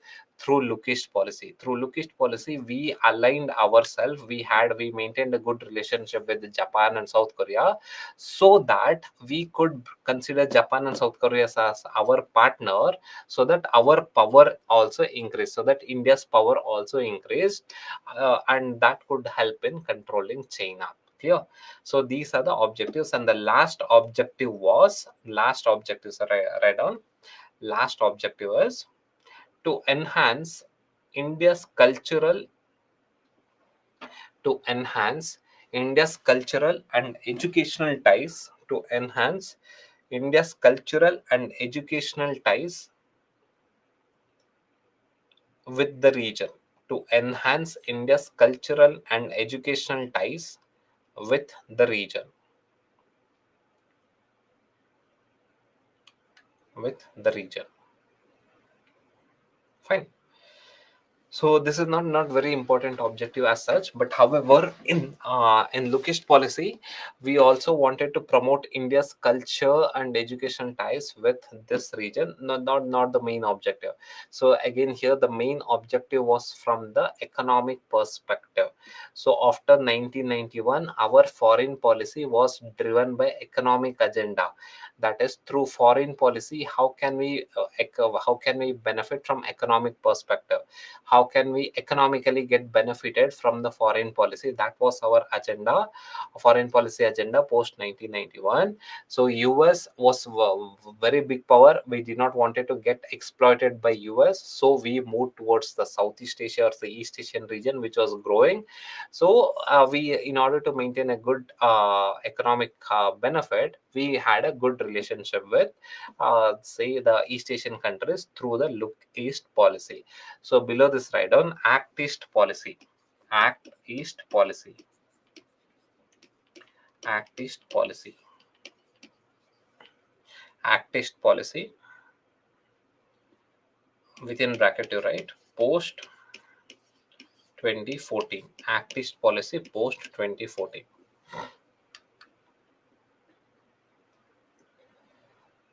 So write down. So it is similar to Look East policy. It is similar to Look East policy. Yeah, it's in Modi era. Yeah, similar to Look East policy that aims for more proactive. That aims for more proactive and comprehensive engagement. That aims for more proactive and comprehensive engagement with the East. With the East. With the East.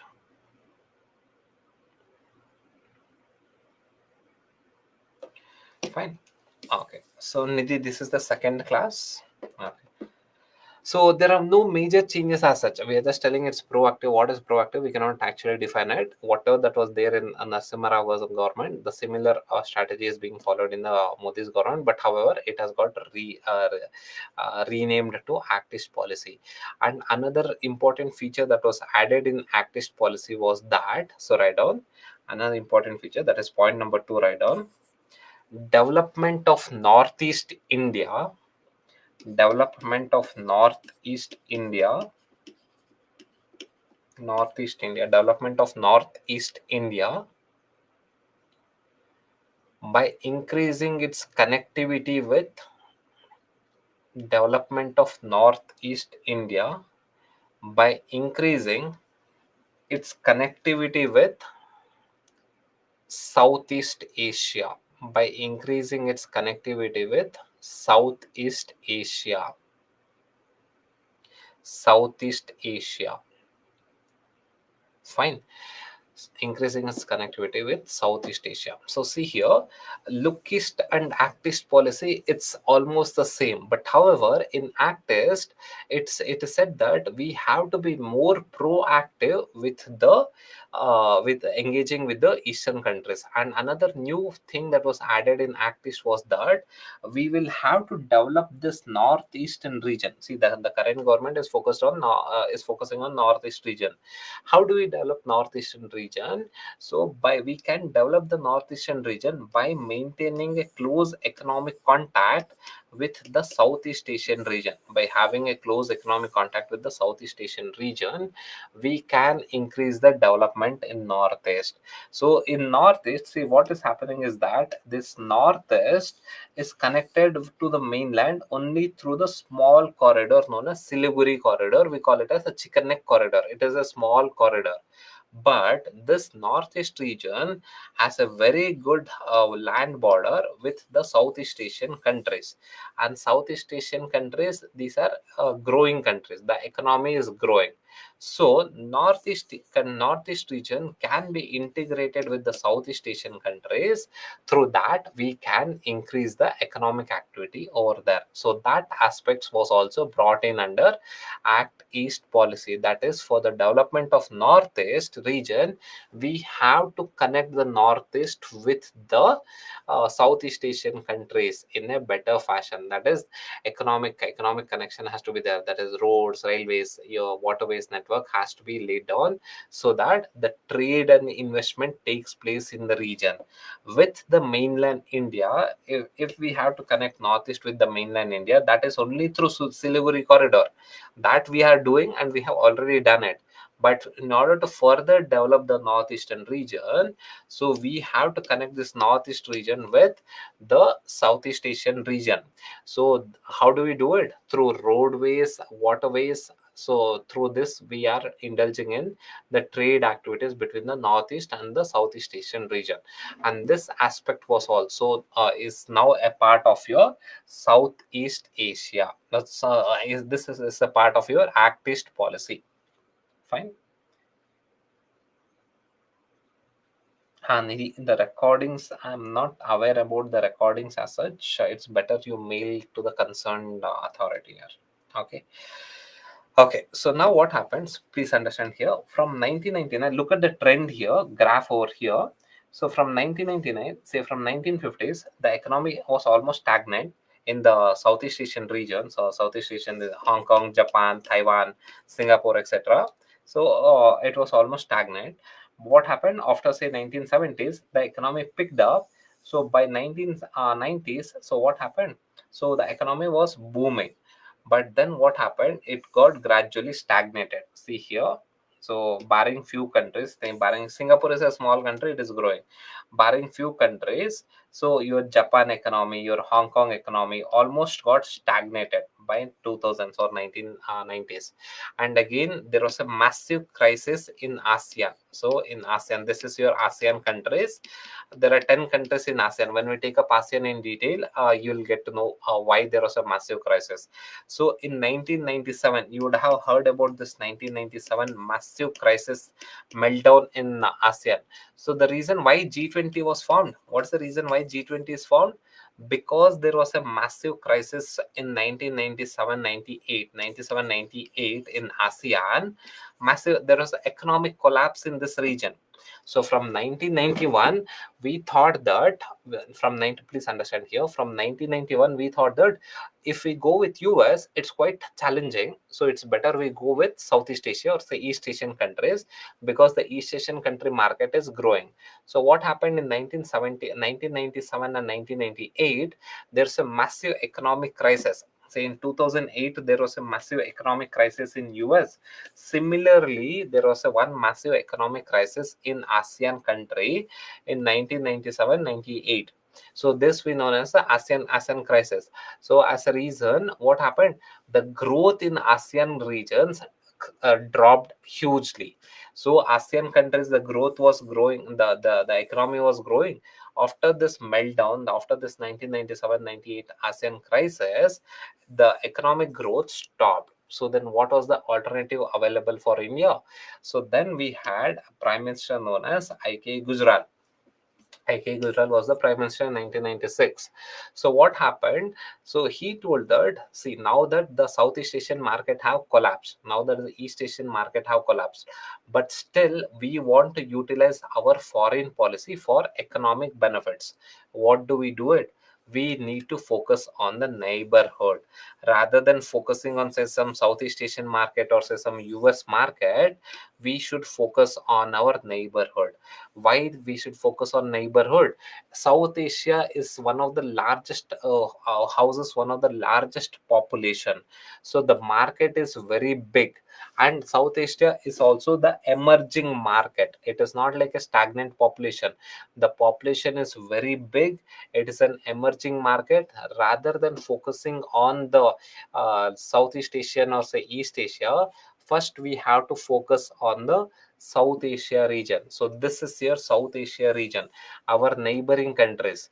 If you have to trade, why trade with some far away country in say Southeast Asia? Why trade with the Philippines, Indonesia, which is very far away?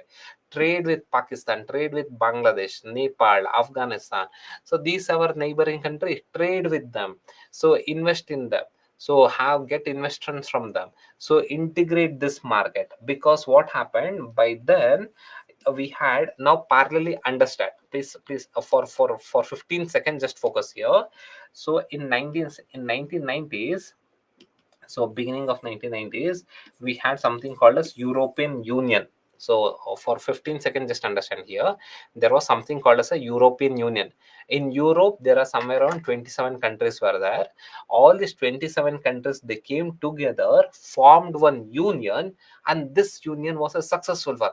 That is, the economic growth was huge. So parallelly in 1990s, in Europe, when all the countries came together and formed one union, it was a successful model. Even today, European Union is a successful model in terms of economic development. That is, using foreign policy for economic development, European Union is one of the successful model even today. So when European Union was formed in 1990s, it was a successful model. So now what happened? IK Gujral, he wanted to emulate the same model in India, and your Southeast Asian market has now got collapsed. So Southeast Asian market is also collapsing.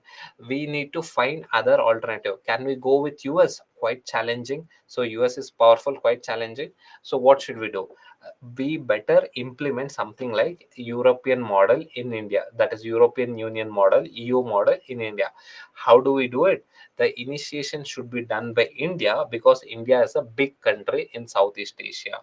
That is similar to European Union. What is European Union? All the 27 countries of Europe have come together to form one group where they can trade and invest in each other country. So that becomes a big market. When all the 27 countries in Europe, when it comes together, it becomes a big market. More population, more trade, more investment. Overall, it will grow. Similar model we had to implement here. How do we do it? So we wanted to emulate the European model here. That was through Gujral Doctrine. So what did Gujral Doctrine give in 1996? Surrender. So Gujral Doctrine, there was 5 points in Gujral Doctrine. In Nehru's Panchsheel policy also had 5 points. Gujarat Doctrine also had 5 principles. So what are those principles of Gujarat Doctrine? So write down. Gujarat Doctrine. Gujarat Doctrine, 5 principles. 5 principles.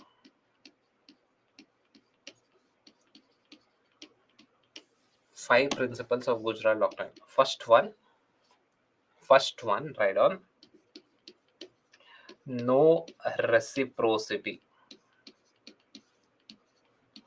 No reciprocity. Even today, please understand here, that I'll tell you the importance of Gujarat Doctrine. So whatever this Gujarat Doctrine was there, in 2008, Manmohan Singh called it as neighborhood first policy. See, okay, you're getting this. In India, the foreign policy, no prime minister starts a new foreign policy altogether. So it is always continued. So this Gujarat Doctrine that was started, Manmohan Singh took up this policy, and he renamed it as India First Policy. Sorry, Neighborhood First Policy.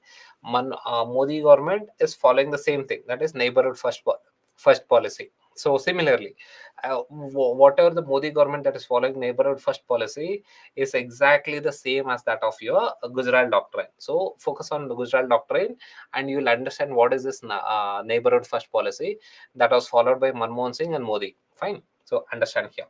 So five principles. What are the 5 principles? First one is non-reciprocity. I'll explain what is this non-reciprocity, and then you can write it down. So please see here. What is non-reciprocity? As per Gujarat, he said that India is a big country, very big country, and if you are, and it is surrounded by small countries, say Nepal, Bhutan, Myanmar, Sri Lanka. These are small countries. They are not even economically strong. Say Japan, even though it is a small country, they are economically strong. The countries that are surrounding India, they are small country, not economically strong. So if India is doing some favor to Bhutan, India should not expect the same reciprocity from Bhutan. Small country. If India is giving them, say, $500 million, $500 million to Bhutan, we cannot expect $500 million from Bhutan. That is no reciprocity. Do not expect reciprocity. When you expect reciprocity, that is, you are trading. That is, say you are importing, you are trading with Bhutan in such a way, but you cannot expect Bhutan to do the same thing, because Bhutan is a small country. If you are trading with Pakistan, you cannot expect Pakistan to do the same favor to us. If we give satellite, say if we give some satellite benefits to Sri Lanka, we cannot expect Sri Lanka to give some satellite benefits to India. That's not possible, because these are small countries. They don't have economic power. You cannot do it. So the Gujarat Doctrine says that if you have to maintain a good relationship with your neighbors, what you have to do is that follow non-reciprocity principle. What is non-reciprocity? You give them some elements, you give them some favor, help in trade, help in investment, but you cannot expect the same thing from them back. So that is called as a non-reciprocity. If you have to maintain a good relationship with your neighbors, the first principle is that maintain non-reciprocity with the neighbors. Don't expect what you give from them. So that is not possible. Small country, not a developed country, so you cannot expect. So write down what is non-reciprocity.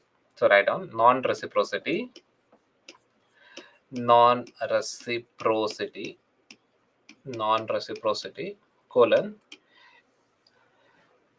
India should not expect, India should not expect, India should not expect reciprocity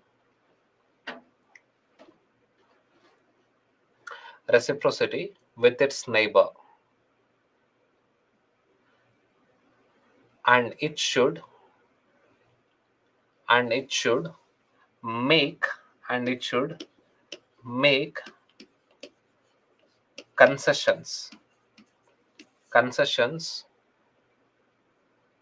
concessions with neighbors.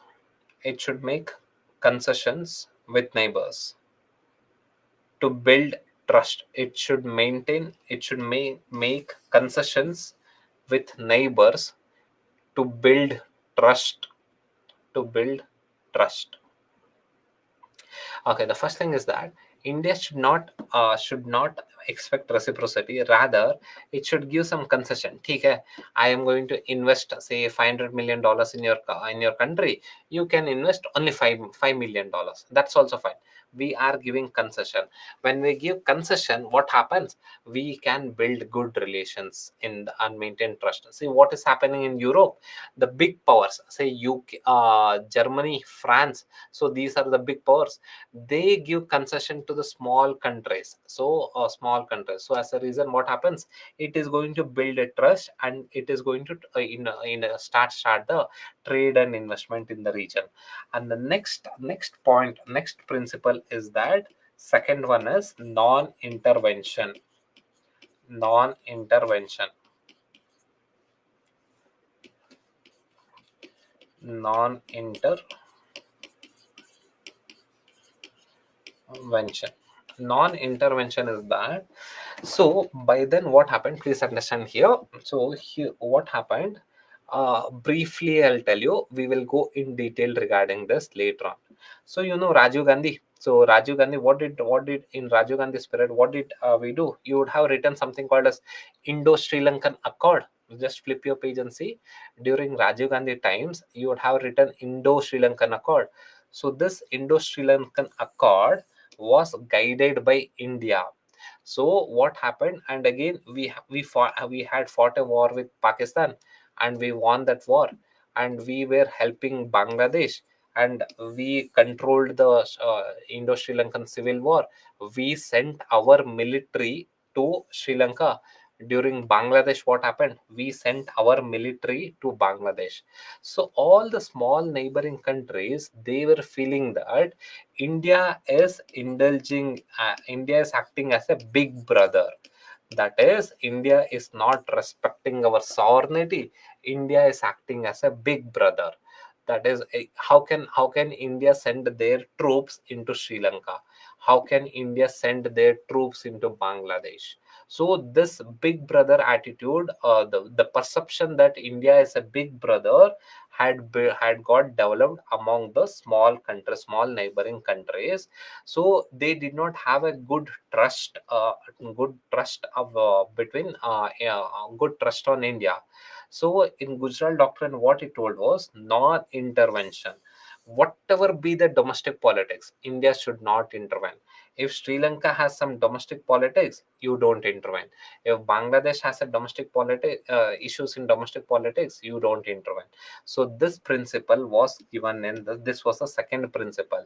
Because India intervened in internal matters of Sri Lanka, India intervened in internal matters of say Nepal, Bhutan, Bangladesh. So all the small countries, they lost trust on India, and they were considering India as a big brother.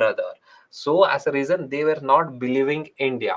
So now under Gujarat's second principle, it says that non-intervention should be followed. Whatever be their domestic politics, you don't intervene. So that is your non-intervention. That is the second principle. Is it clear? Dikshit, don't call it as a bullying, brother. We never bullied any country as such. Okay. Yeah, that was our foreign policy. Okay. Okay. So the Gujarat's doctrine, the second one was non-intervention. So right out, India would not, under non-intervention, India would not interfere interfere in the internal affairs in the internal affairs in the internal affairs of its neighbors.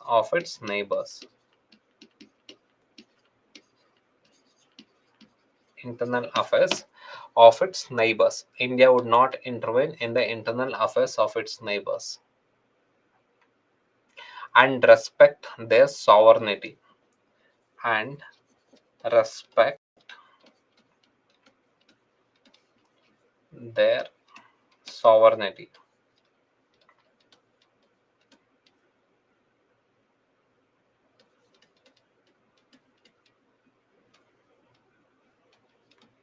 And respect their sovereignty.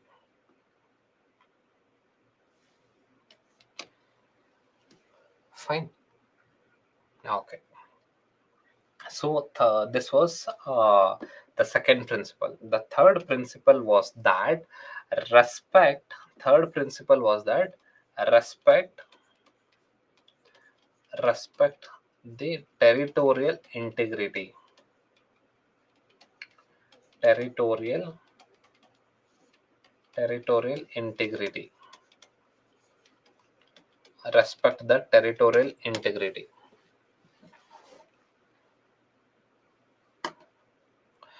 So what happened in the previous one was non-intervention. We will not intervene in your domestic politics. And the third one was that India should respect their territorial integrity. Since all this are small countries, say Pakistan, Nepal, Bhutan, these are small countries, they do genuinely have some fear of territorial integrity. Territorial in the sense, if it's a big country, they can come and acquire their territory. So now China. So what is China doing? So recently, 2 days back, we had a news stating that China is building roads in Siachen. So how is it possible? China is a big country, so it can do it. We don't know now. That is not even confirmed news. It is alleged that China is building roads in Siachen. 2 days ago, there was a news. So why this fear would come? Because China is a big country. Similarly, if India is a big country, all the small country would also have fear that India could acquire their territory. It's possible. So in order to avoid, as a reason, what would happen? The mistrust, or say lack of trust, would be there on India.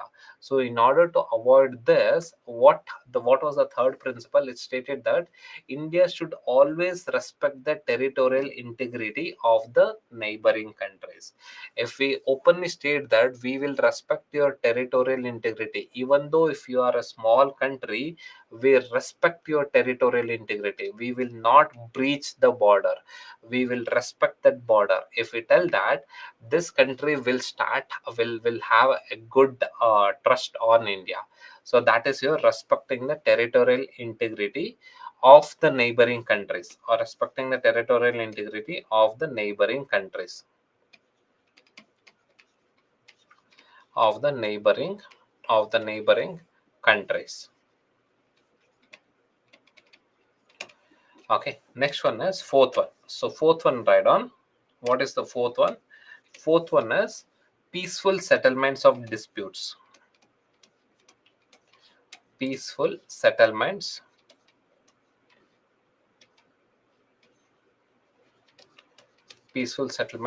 of disputes. What is this peaceful settlements of disputes? It says that, say, India, comparing Nepal, Bhutan, Sri Lanka, Bangladesh, all the comparing all the neighboring countries, India is economically powerful. India is militarily powerful. So as a reason, and area wise also, India is big. Population wise also, India is big.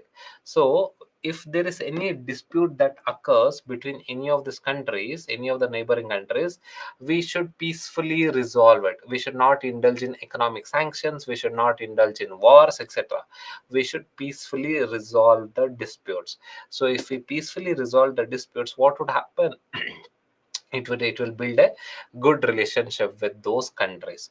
So that is peaceful settlements of the disputes. So if through peaceful settlements of disputes, the relationship between all the countries, say Pakistan, Nepal, Bhutan, all these countries, would get increased. Okay, that is your peaceful settlements of disputes with the neighboring countries, with neighbors,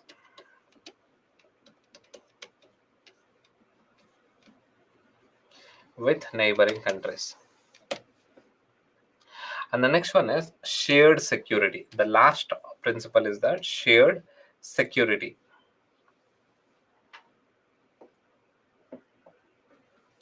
Shared security. Shared security. Write down. What is shared security is that. So write down. First write down. I'll explain later on. India should coordinate with the India should coordinate with the neighboring countries, with the neighboring countries to control the security and stability in the region. To control the security and stability in the region. Fine. Okay, so these are the five principles. What is the shared security? We know that South Asia is has a lot of terror activities, drug trade, arms trade, etc. So if we have to maintain security, it has to be in a coordinated manner. It is not that India alone will take up the steps. If India alone will take up the steps, we will not build confidence with these countries.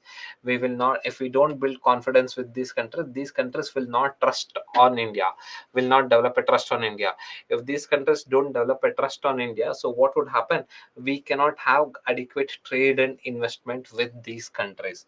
So in order to build trade and investment, in order to enhance the trade and investment with these countries, we need to follow this five Gujarat doctrines. So what are the five principles under Gujarat doctrine? The first one is non-reciprocity. That is, we cannot expect whatever we give to the small countries. That is your non-reciprocity. And the second one is non-intervention. Nishit, I'm repeating this. And the second one is non-intervention. And the third one is respecting the territory. Non-intervention in the sense, India will not intervene in the domestic politics. India will not intervene what is happening in Bangladesh or Sri Lanka, anything. India will not intervene in that. Third one is respecting the territorial integrity. So India will respect your border status. That is, we will maintain the status quo. We will not come and breach the borders. Unlike China, we will not come and breach the borders. That is respecting territorial integrity. And the fourth one is peaceful settlements of disputes. In case if there is a dispute, we will not indulge in war. We should settle the disputes in a peaceful manner. And the last one is shared security. To ensure security and stability in India, India should not do it alone. India should take up actions along with the by taking support of the neighboring countries. It has to be coordinated actions. So if there's any issue, if there's a trouble over here, if there's an insurgency over here, both India and Pakistan should combine and do this. Should come together to control the security threats or militants. Say if there is militant issues in near this Bangladesh India border, both India and Bangladesh should come together to resolve this dispute. So resolve the security concern. So this is the Gujarat doctrine, and it was again carry forwarded by the current regime also. The current regime, Modi government, is also following the same similar Gujarat doctrine under the name of India First policy. Clear? So below this, write down India First policy. Sorry, I'm so sorry. Neighborhood First policy. So write down Neighborhood First policy. Neighborhood First policy.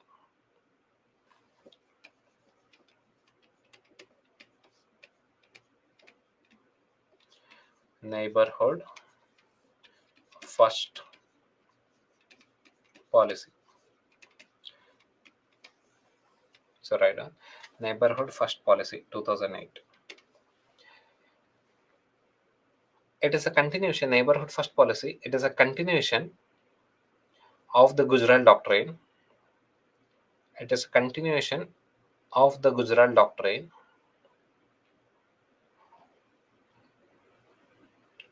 that is that that guides the present relationship, that guides the present relationship between India and its neighbors. That guides the present relationship between India and its neighbors.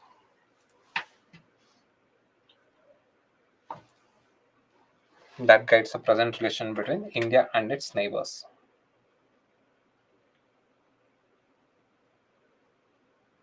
Fine. Okay, so there are no major changes. Whatever that was there in Gujarat doctrine, similarly Manmohan Singh also told in 2008. He also told that we'll have a new doctrine, we'll have a new philosophy called as India's neighborhood. That is neighborhood first policy. What was there in neighborhood first policy? The same thing. What is there in Gujarat doctrine? And this neighborhood first policy is being carried forwarded by the current Modi government also. Fine. So this neighborhood first policy will go in detail when we take up. There's a topic called as India and its neighbor in your GS. So there we will deal in detail regarding what is India's neighborhood first policy. Fine. Now just see the evolution of India's neighborhood first policy. Understood? No, Shweta. Matlab after elections also there's no. This Gujarat doctrine is a good policy to have a good relation with the neighbors, right? There won't be major changes as such. That's what I believe. Yeah, similar to Actish policy. Yes, yes, yes. Just the name change. So it is a continuation only. So write down achievements of Gujarat doctrine. Achievements of Gujarat doctrine. First one, write down improved relation with. What did Vajpayee do? Again, Vajpayee also continued the same Gujarat doctrine. So, under Gujarat doctrine only, Vajpayee initiated all this Lahore Accord. So, Vajpayee, it was under Vajpayee's regime that India started maintaining good relationship with Pakistan. That is, we initiated bus between Lahore and Agra. We initiated Samjhota Express. That is the train between Pakistan and in India. All these things. So Vajpayee also continued the same Gujarat doctrine, but Manmohan Singh just changed the name. That is India Neighborhood First policy. This Neighborhood First policy is also continued in Modi's regime also. Fine. So again here in Vajpayee also continued the same Gujarat doctrine itself. So what are the achievements of Gujarat doctrine? That is improved relationship, improved relations, improved relations, improved relations with the neighboring countries, improved relations with the neighboring countries. Fine. Second one, write on shift in focus, shift in focus, shift in focus from shift in focus from security centric, from security, yeah, from security centric foreign policy, from security centric foreign policy to a more cooperative, to a more cooperative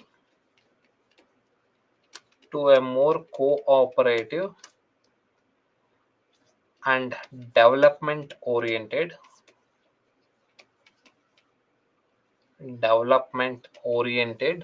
foreign policy, development oriented foreign policy in the region, development oriented foreign policy in the region.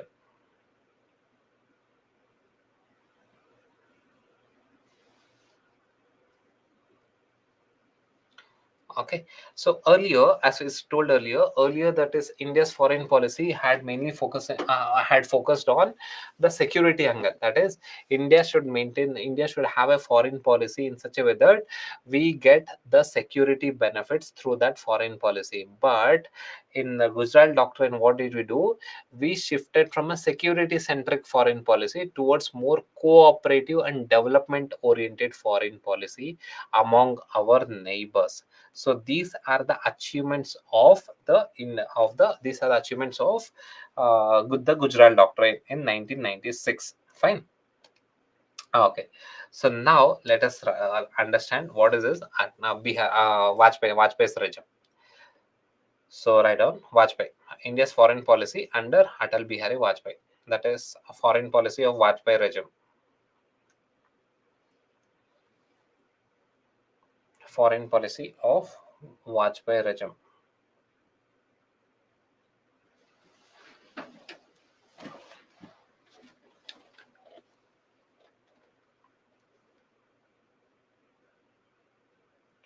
No, Shweta. When we take up India, Sri Lanka, then we'll deal with this Kachativu Island issue. First, understand how the foreign policy has evolved over the period. Again, the India-Pakistan relation, Pakistan is not ready to maintain good relationship with India. Yeah, all these things are, see, we cannot give a blanket statement as such. Why Pakistan is doing like this? So we have to understand, in Pakistan, unlike India, we don't have one power center. So in India, there's only one power center, and that is the government of India. Whereas in Pakistan, there are multiple power centers. There is army, there is Pakistan government, there are the radical Islamist groups, there are militants, there are multiple power centers. So that's the reason, and that's complicated. When we take up India Pakistan issue, we'll deal with it.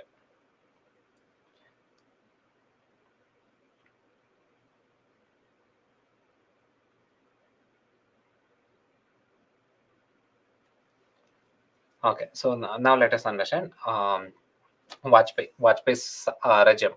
So in Vajpayee's regime, so what happened after Narasimha Rao, that is 1991, in Narasimha Rao's regime, so after 1991, USSR got disintegrated. There was only one US unipolar, US was there. So as a reason, what happened? So rather than moving closer to US, we started moving closer to US Southeast Asia, because we wanted our, by using foreign policy, we wanted economic development. After 1991, we wanted to use our foreign policy for economic development. Before 1991, that is during Indira Gandhi period, we wanted to use foreign policy to ensure our security purpose, for security purpose. After 1991, we wanted to use foreign policy for economic purpose. How do we do it? So we went towards your Southeast Asia market. Southeast Asia market collapsed in 1997. Now, next we went towards the neighborhood. That is Gujarat. During Gujarat doctrine, we focused on neighborhood. So this Gujarat doctrine was continued by the continued by the Vajpayee government. So again, write down Vajpayee. So write down continued the Gujarat doctrine and improved the relation. Continued the Gujarat doctrine continued the Gujarat doctrine and improved the relations with Pakistan. Improved the relations with Pakistan. So improved the relations with Pakistan. After, please see here, after Indira Gandhi, that is 1971 war, Indira Gandhi did not try to improve relation with Pakistan. Moraji Desai government did not try to improve relation with Pakistan. Rajiv Gandhi also did not do it. Narasimha Rao also did not do it. It was in Gujarat government. Again, it had started, but it was initiated in a full-fledged manner by Vajpayee. So Vajpayee, when we take up India-Pakistan relation, we will go in detail. But it was Vajpayee who tried to build a very strong relation with Pakistan. But Pakistan, due to all its internal issues, could not become a good partner to India. But however, it was under Vajpayee's regime that India tried to maintain a good relationship with Pakistan under the guidance, under the framework of Gujarat doctrine. Fine. Normalization with Pakistan. And now what happened? So we also started under Vajpayee, we also started having good relationship with US. So write down next point, write down improved the relationship improved the relationship with US, improved the relationship with US, improved the relationship with US, mainly mainly after the nuclear test, mainly after the nuclear mainly after the nuclear test, mainly after the nuclear test. Fine, mainly after the nuclear test.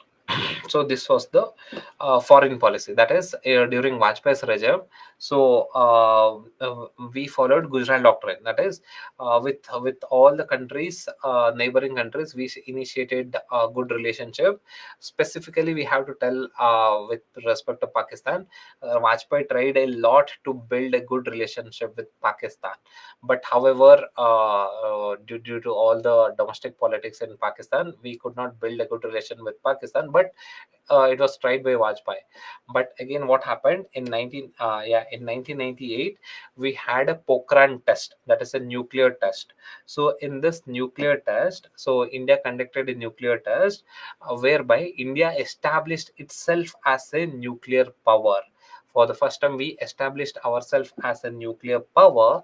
And after this, once we had established ourselves as a nuclear power, we got inherent confidence that now we can deal with US. So before that, so US was a superpower, it was a nuclear power, it was a economic might, it was a military might. We did not have adequate confidence with US. But however, after this Pokhran test, after this nuclear test, now India became a nuclear power. India was one of the superpower military powers in the world. So now we got that confidence to engage with US. That is the reason why in Vajpayee's period we started moving closer to US. So again, because we were now a established power in we were now a established power. So right on after right on this. So next third point right on India nuclear Pokhran test 1998. Pokhran test 1998. India officially became a nuclear power. India officially became a nuclear power.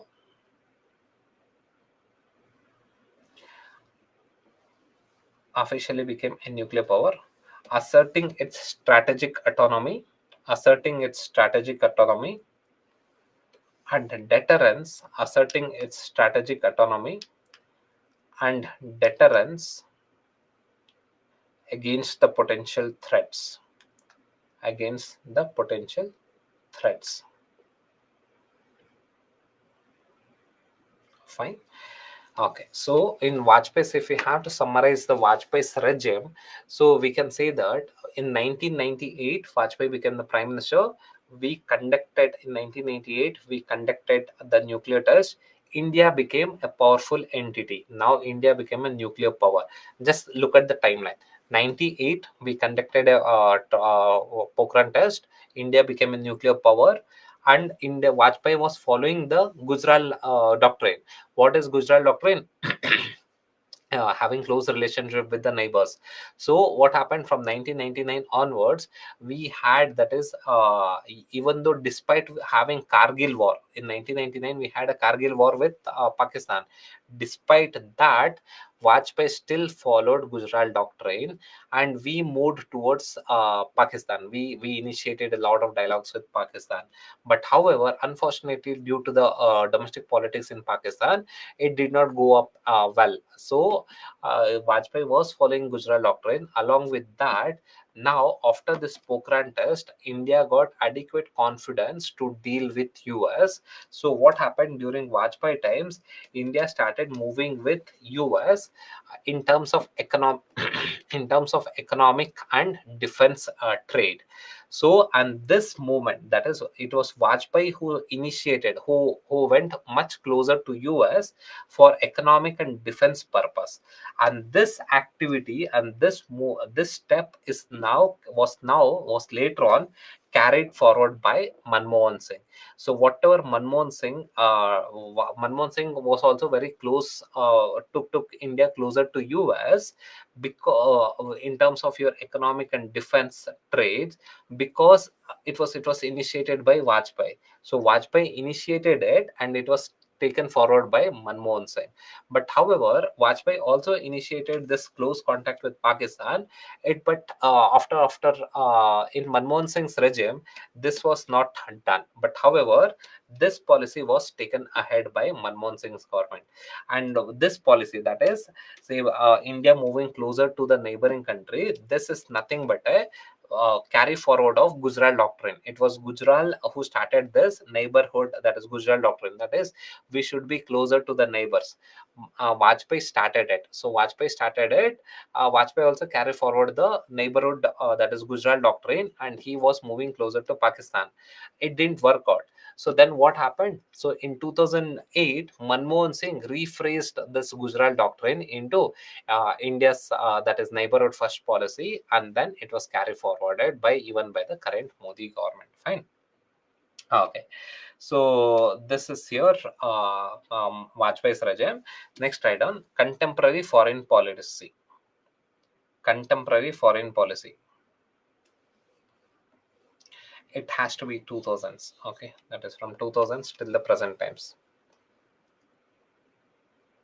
Shweta, will see why Manmohan Singh did not extend the ties properly with Pakistan later on when we take up India-Pakistan relations later on. Now, let us see the evolution. So then we'll see the developments in detail. So contemporary foreign policy, 2000 to the present times. Fine. Okay. So this we'll take up tomorrow then. Okay, guys. Fine. So yeah, thank you, guys. So tomorrow we'll take up this one. Thank you.